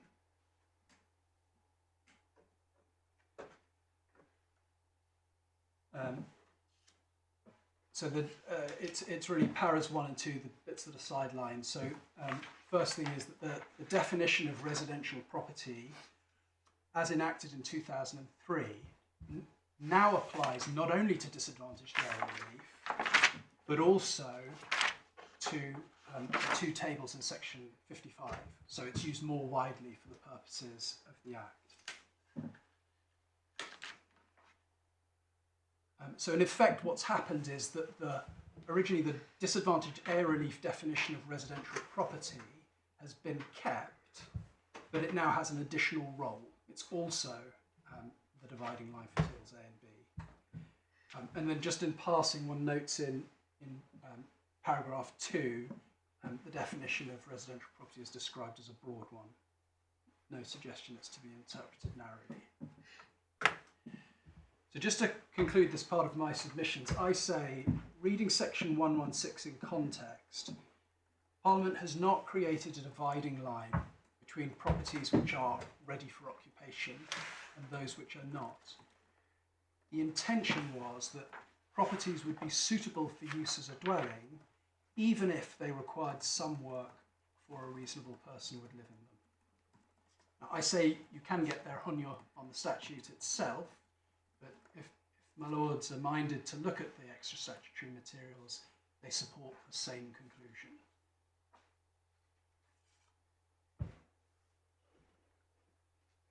That completes my section on the extra statutory materials. Thank you. Just before lunch, then perhaps if I just highlight some of the case law very briefly. Yeah. The meaning of the phrase suitable for use as a dwelling has been considered in a number of tribunal cases. These are obviously not binding on you, but they are consistent with the revenues case. The relevant decisions summarised in the relevant first-tier tribunal decisions are summarised in the Upper Tribunal's decision, paragraphs 23 to 28. It's called bundle 86 to 87. So, for example, in Bewley, we talked about whether or not the renovation was feasible. in Fiander, suitable for use does not mean ready for occupation. Henderson Acquisitions Well, I express. think, as I suggested to Mr. Firth, the tribunal, both FTT and UT, has adopted a consistent approach to what the word suitable for use mean, the phrase suitable for use, culminating in the current decision which is under appeal. Agreed. And you've seen Fiander and Brower in the Upper Tribunal and the reference to repairs there. Just a point to note about Fiander and Brower. That is one of the cases dealing with multiple dwellings relief, which uses a similar but not identical definition. So whereas 116 is concerned to differentiate residential from non-residential property, in Schedule 6B and multiple dwellings relief, the provision there is really identifying how many dwellings you have. And so what Fiander and Brower was about was a case of, and there have been lots of taxpayers making these types of claims, in the case of somebody buys a house with an annex and says, well, I've actually bought 2 dwellings here because the annex is capable of being used as a separate dwelling. And the problem for the taxpayer in that case was that the annex was connected to the main house by an open corridor, nothing dividing the two. And the First-tier Tribunal said lack of privacy and security between the two parts means you've really got just one dwelling here. And so when we get to the Upper Tribunal, the taxpayer's arguing, yes, but it wouldn't have taken much to hang a door that was lockable on both sides so as to divide the two parts. And so when the Upper Tribunal then talks about adaptations or alterations, what it's really saying is you're changing the number of property, the number of dwellings that you have. So the You're reference turning them into 2 self-contained dwellings rather than a free-flowing. So one shouldn't, I think, read the word alterations to mean that adaptation means something other than a change of use. Again, I just 2 more cases to highlight in passing. Doe is another multiple dwellings relief case.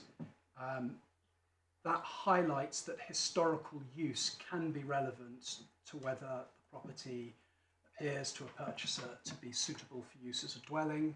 That's paragraph 48 on page 386 of the bundle. Just going back to your last submission, has there been a tribunal case where they have held that adaptation is confined to change of use because that was the because they had some wider situation in front of them? No. No, that's what I thought. Okay, thank you. So which paragraph of Doe were you referring to? That was paragraph 48 on page 48. 386.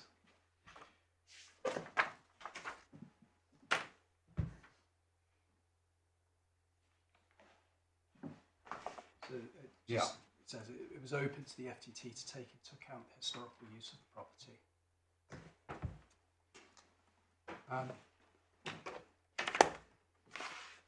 And of course there's the Ridgeway case, which is referred to by the Upper Tribunal in its decision. That was different Upper Tribunal judges. It's in the authorities bundle, tab 29, page 569.